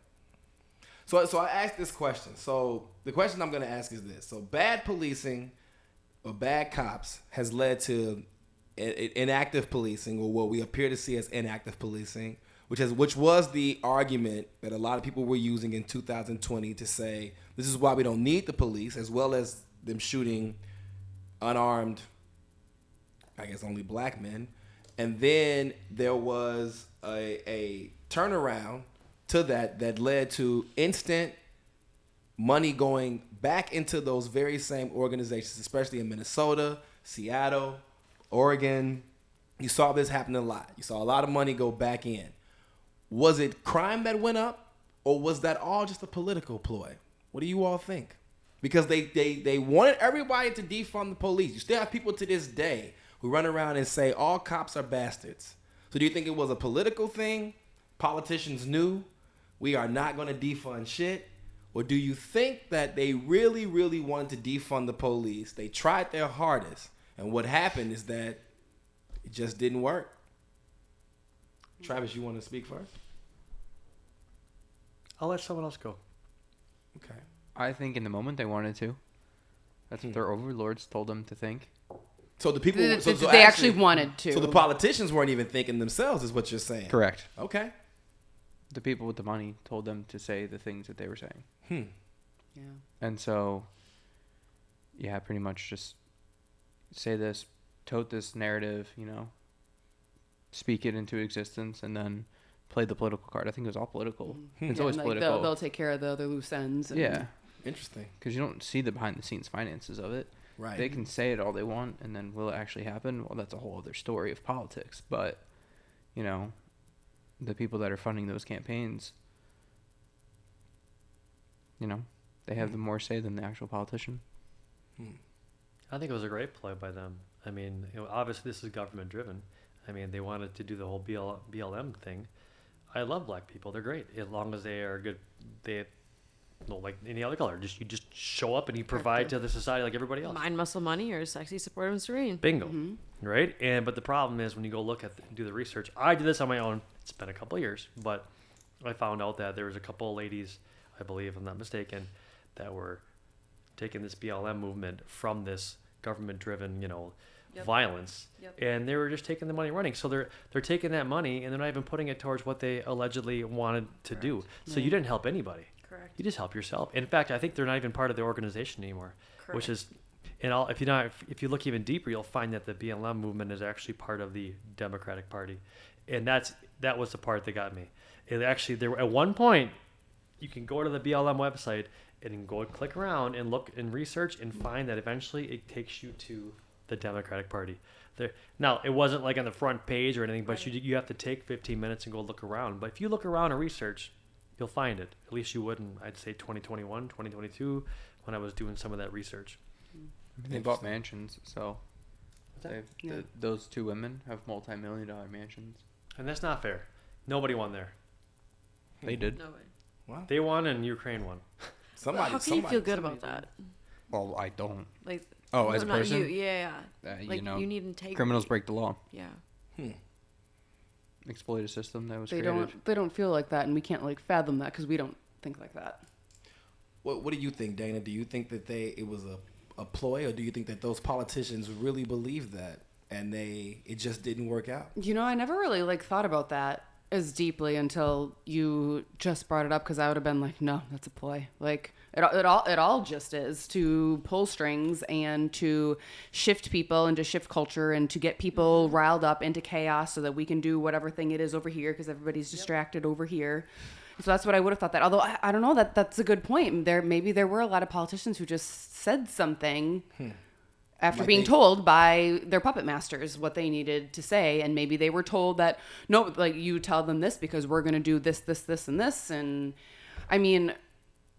But when all this happened in 20 also, I mean, well, this election year it's going to be a doozy too, but that one was just so bad because there wasn't anything that Democrats would have stopped at to let Trump take office. That wasn't going to happen. You know what I mean? So it was every single stop that could have possibly been pulled out right in plain daylight too, because now those people are so confident in what they do, they just do it in front of you. Yeah. And tyrants don't stop unless they're actually stopped. Nobody ever just is like, oh yeah, well, I've been a tyrant for like 10 years and I think I've had enough of it now, so I'm probably just, I'm going to be a good person and I'm just going to let the people have their freedom. No, they just keep taking more and more and more power until, well, you chop their heads off. But that's probably a lot of what we had going on was just a whole lot of ploy. Some people who maybe were just fooled into it and really just didn't know, because not everybody has the time to look into everything. All those people who have all their constituents that they're all listening to and trying to field all questions from all sides of the aisle, like, and then go home to their families and then worry about whatever else it is that they have going on, because it's not like your local people make a ton of money in government, you know, so they have other things to worry about too. But yeah, maybe a lot of them were duped into thinking that something real was going to truly be done about that. Because why wouldn't you help Black people? They don't know what they're doing. Obviously, we have to help them. So that is- we enslaved their ancestors. why wouldn't we? That is the progressive way of thinking. That's the progressive white way of thinking. Exactly. Yeah. However, you're right. Nobody has ever paid my bills. Nobody white has ever paid these fucking bills. That's the one way to help this Black guy. Yeah. So, well, you were gonna say something? No, I know you're right. Well, Like, well, you're both right. I was just agreeing with you Well, guys. so I'm gonna flip this a little bit, and I'm gonna ask you this. I'll start with you, Dana. Yeah. So, let's say that there was no ploy. When they said defund the police, they really meant it, and it was a gradual defunding of the police. Do you think it is possible that that is what we're experiencing now? I mean, you all, once again, there's been talk about bad policing, ineffective policing, and now you're seeing in many cities, as you all stated, you can rob in daylight, you can smash and grab. People will just pull out their phones and film you. They're not going to call the police. Now in Chicago, you call the police. If it's not a violent crime, they're not even gonna chase you. They're not gonna go after you. Hopefully, they'll find you somewhere in the streets, right? Maybe you'll be at the Bud Billiken parade, and they'll say, "Gotcha, bitch," right? So maybe that's what'll happen. But now that you have that situation, is it a gradual defunding? Did they actually win this defunding process, and we don't see it because it's taking it's a gradual defunding. Yeah, well, and that wouldn't be shocking at all, because we don't get to see, like, whoever said the behind the scenes things of what's actually happened and who's taking money and putting it here and who's giving it to this county over here and who's calling all the shots and behind the closed doors and this person sleeping with that one, so now the funding gets to go over, you know, like, we don't get to see all of that unless it actually comes out, but most of it gets covered up. And so there's that if that's happening, we probably don't know about it, and it wouldn't be maybe super obvious that, oh, half the police force got cut, because that something like that drastic would make news. But it's that whole, like, boiling the frog thing. If you just take a tiny little bit, just a little bit at a time, pretty much, then nobody notices, because then, but it takes 5 years to get rid of half of your funding, and it just has felt normal the whole entire time. Right. And you can blame it on economy too, budget That's cuts. Right. That's true. Yeah. I would flip it. Yeah. Okay. I'm going to disagree. Okay. Because I'm going to say they're going to slowly start increasing it. Increasing the police funding? Yep. Okay. I'm going to say they're going to start pulling away liberties for safety in terms of a police state. Okay. So at what point does too much police happen? At what point do we stop funding them because it's become a police state?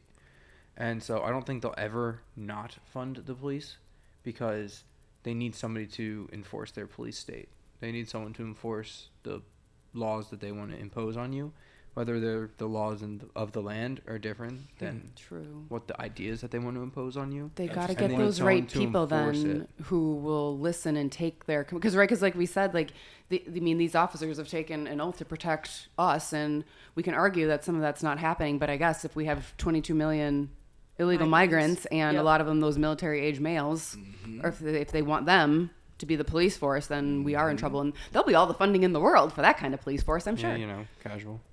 Well, and they'll get all their needs provided for them too. It's like, you serve us, do what we ask of you, and we'll give you food, housing, clothing, everything. So Everything you want. defunding the police will become fully funding the police in every aspect of their lives. And every single person that said defund the police will completely flip their mindset. Yeah. And tell you that we should fund the police more. Travis? I got nothing. Nothing. It's good. Interesting. So I'll say this. I think that what's interesting about defunding the police, I always found this interesting. Many people don't know this about me. I have my degree in criminal justice. I was supposed to be a youth advocate for the youth, and then I actually wanted to be a study serial killers and go and investigate them and things like that, and find out why do they do the things they do. And I had some really good teachers, FBI agents and people who were former CIA agents, former detectives and things. And, many of them told me, they were like, you've got a very inquisitive mind. You'd be a really good investigator. So I was an investigator for the state.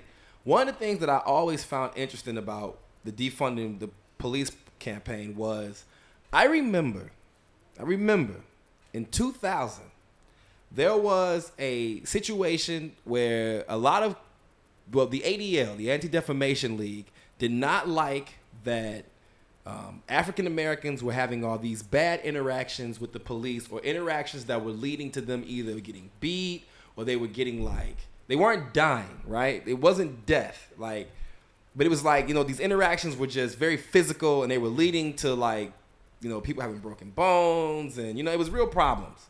And so what ended up happening is ADL got involved and presented to Minneapolis first. And it's very interesting how it was Minneapolis first.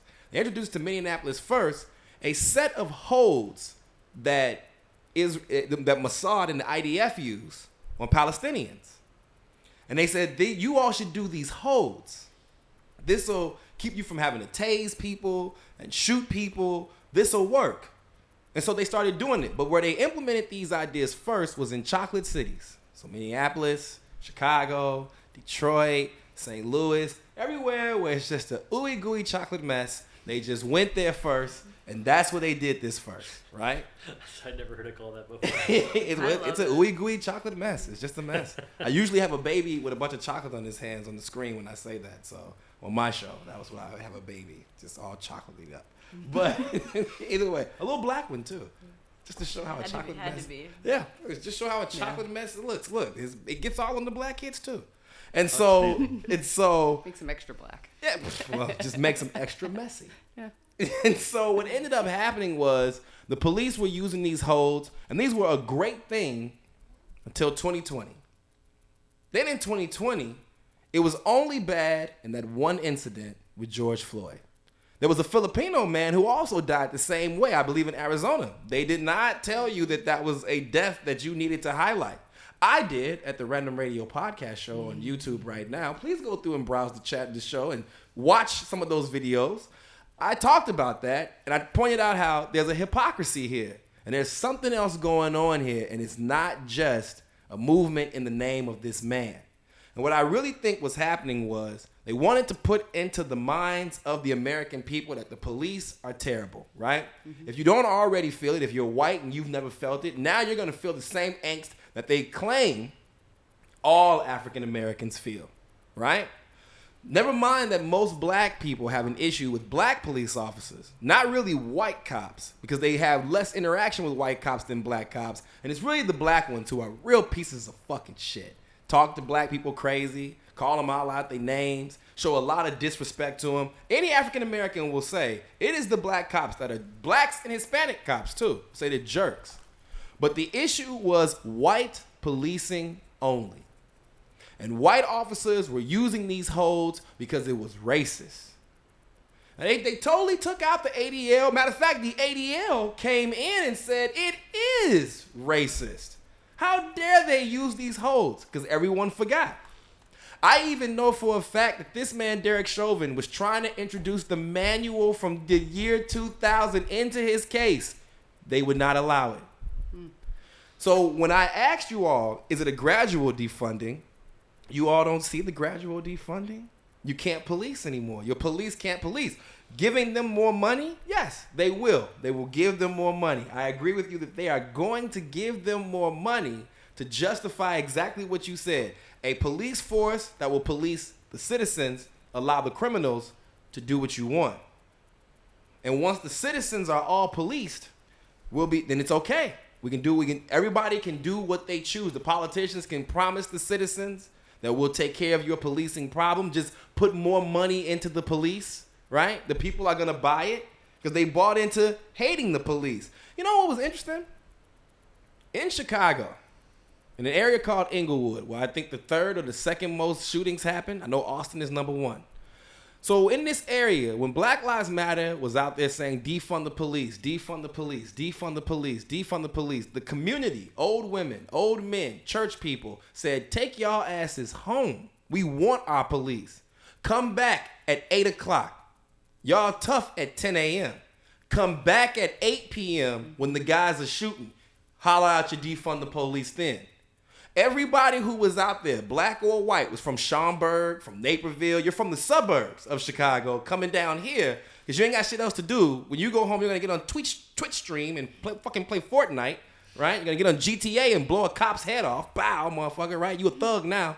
So you're gonna listen to all your gangster rap, your Young Thug. He's on trial. Look at you, motherfuckers. He's on trial.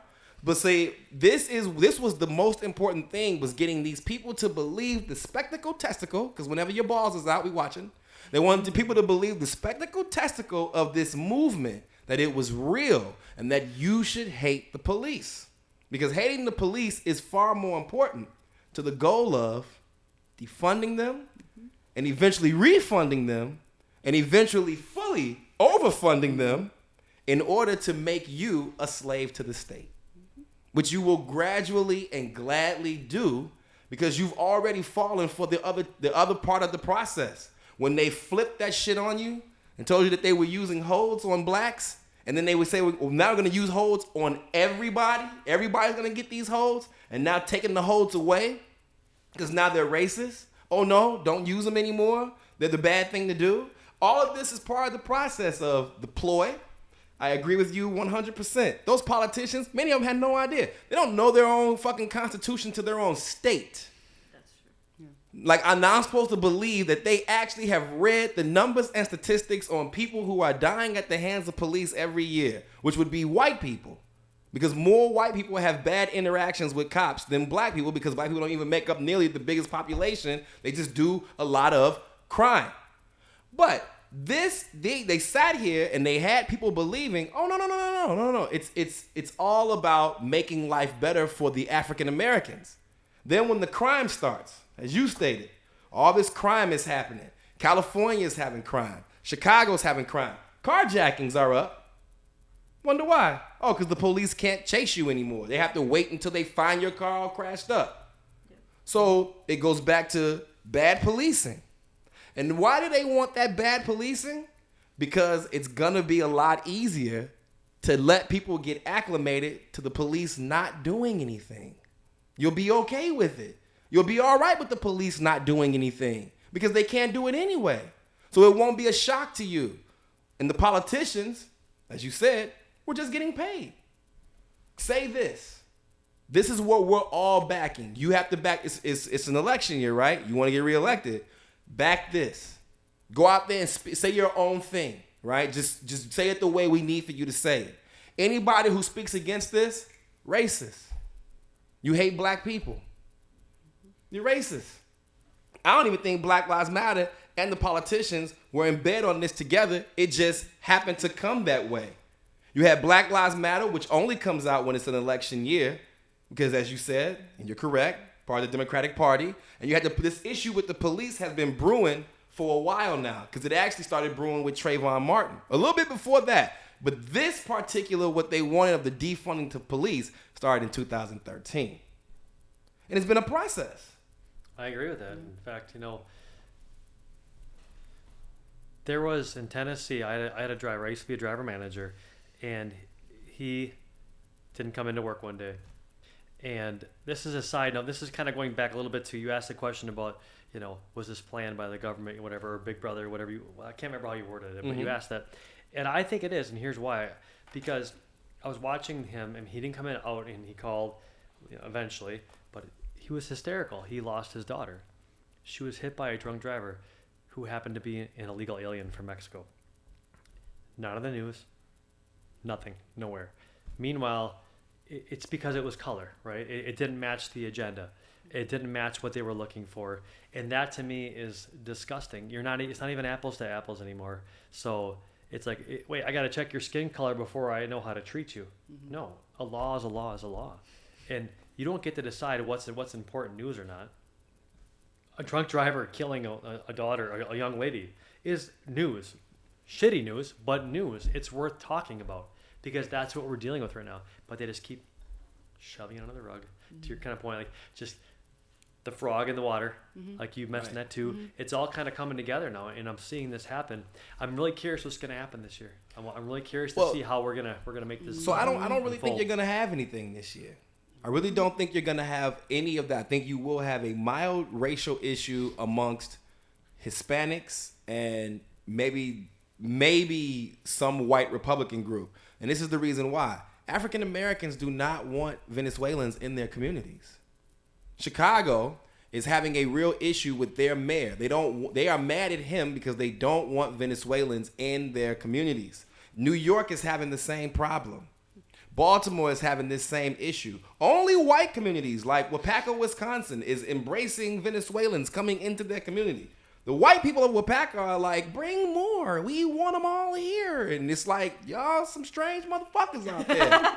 I don't know what the fuck is going on with this logic. And there's nothing wrong with, I'm not saying there's anything wrong with Venezuelans, but it's like, your population is 5,000. Do you really want 2,500 Venezuelans coming at once? All at one time?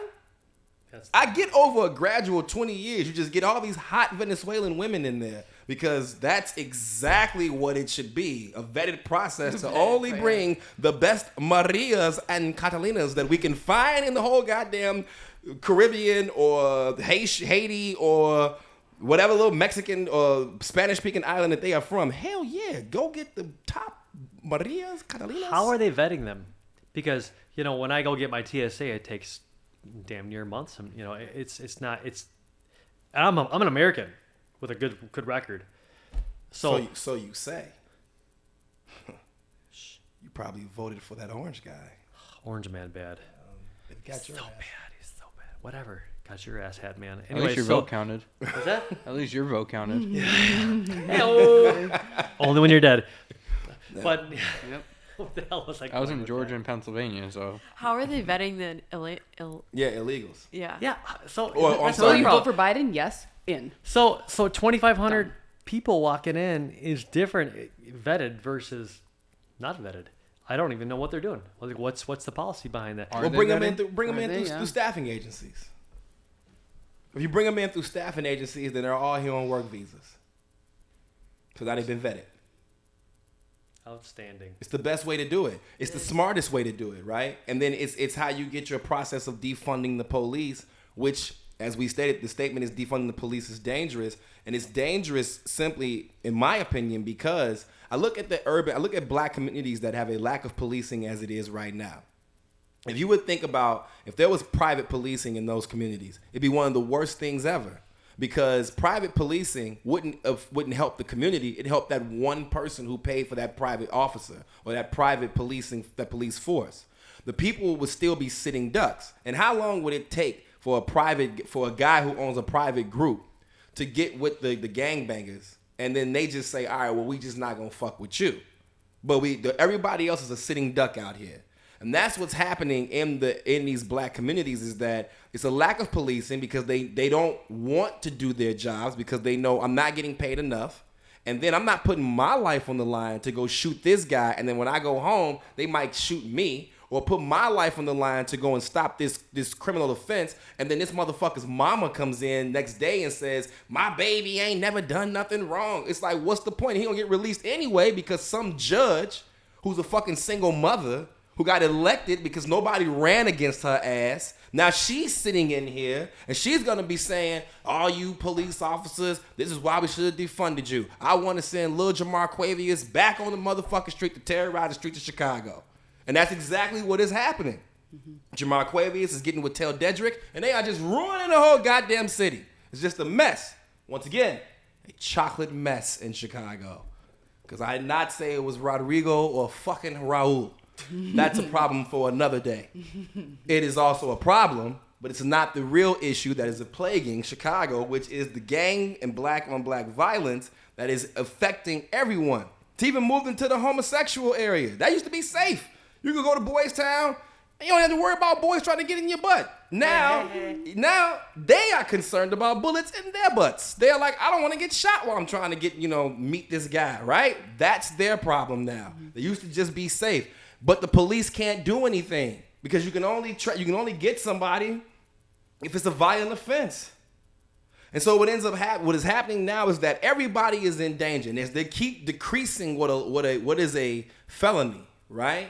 Then that means we just keep overturning and putting these people back on the streets. And so they get like 30 priors. I don't know if you all have heard when we just say George Floyd, man, how many priors did George Floyd have? Because in the cities where these things are prosecuted, he could take a plea, and now he's back on the streets.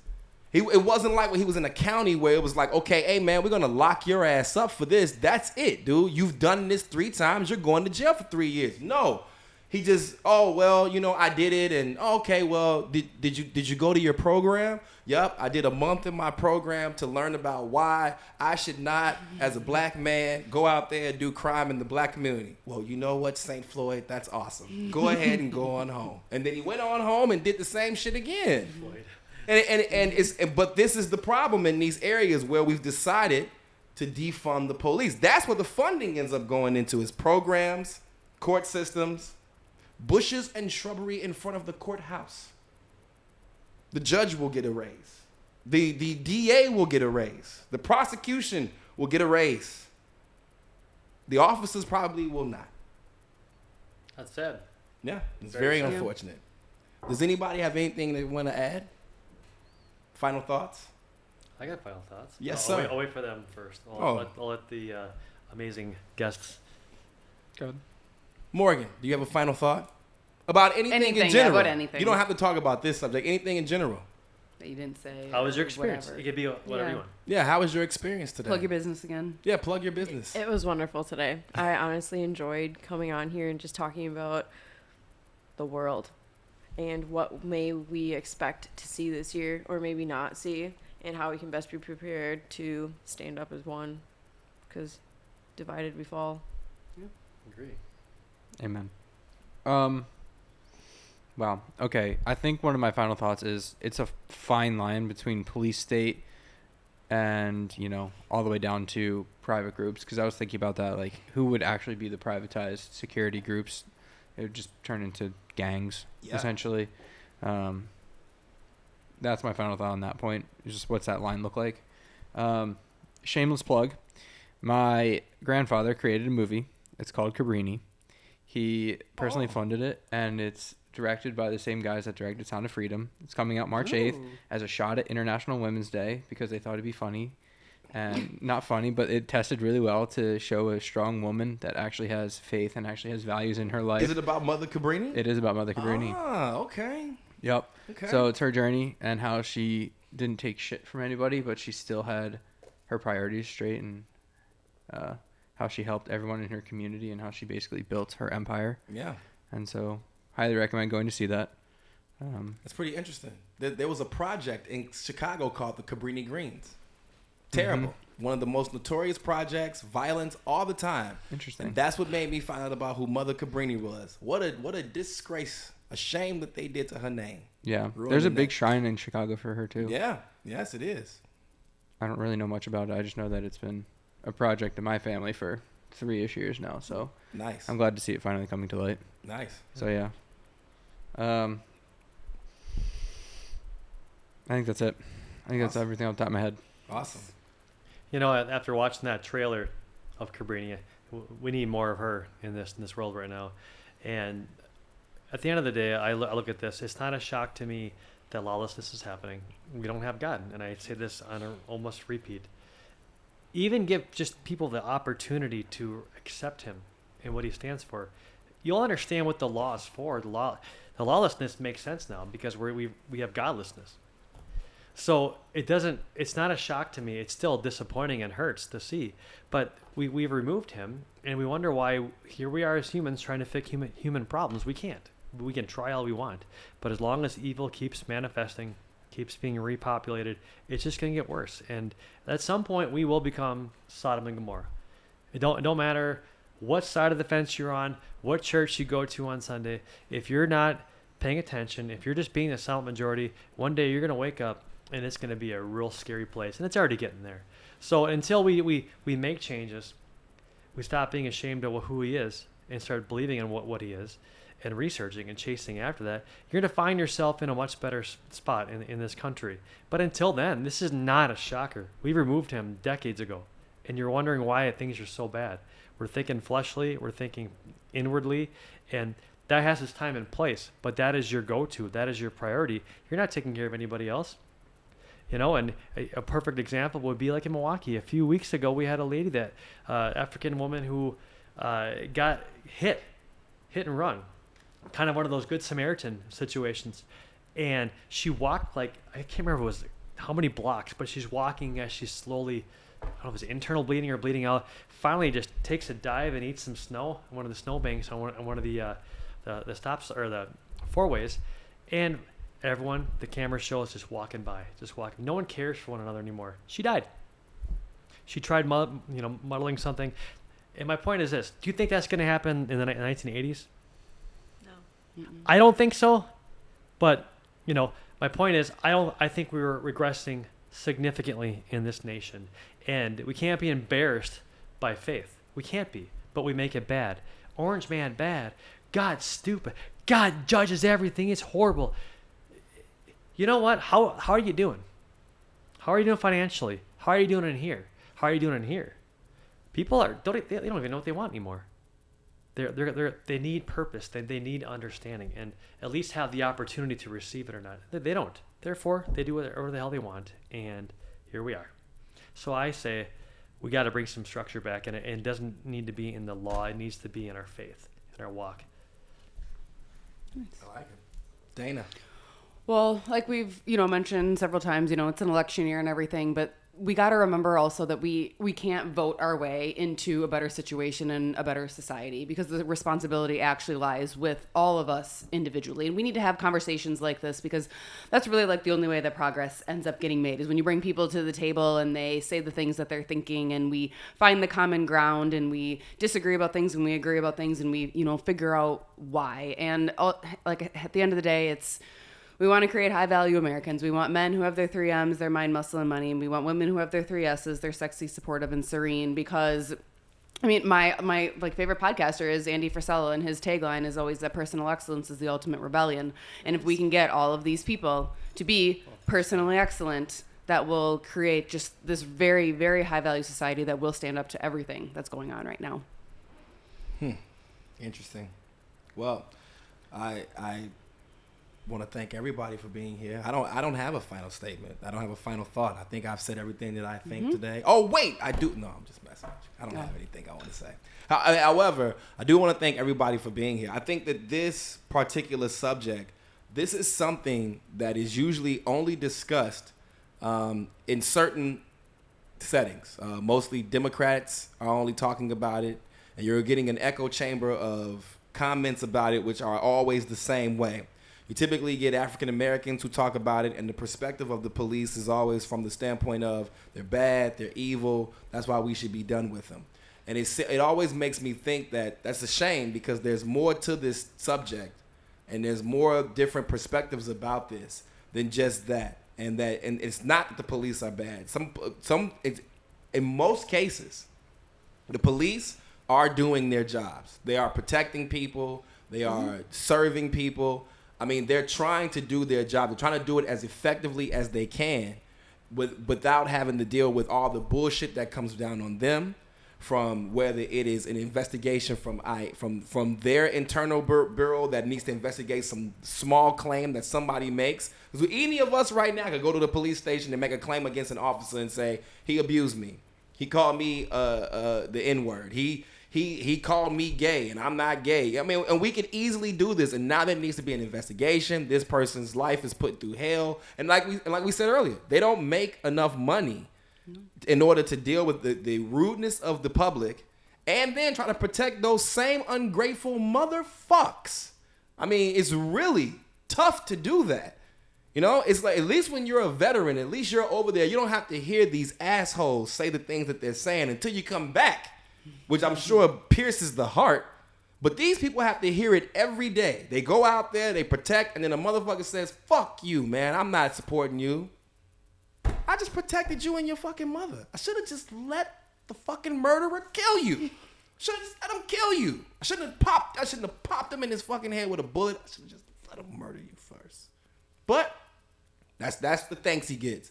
And not to mention, the judges, the politicians, all those who are elected, they go against the police simply because they have to do the bidding of what the people are asking for.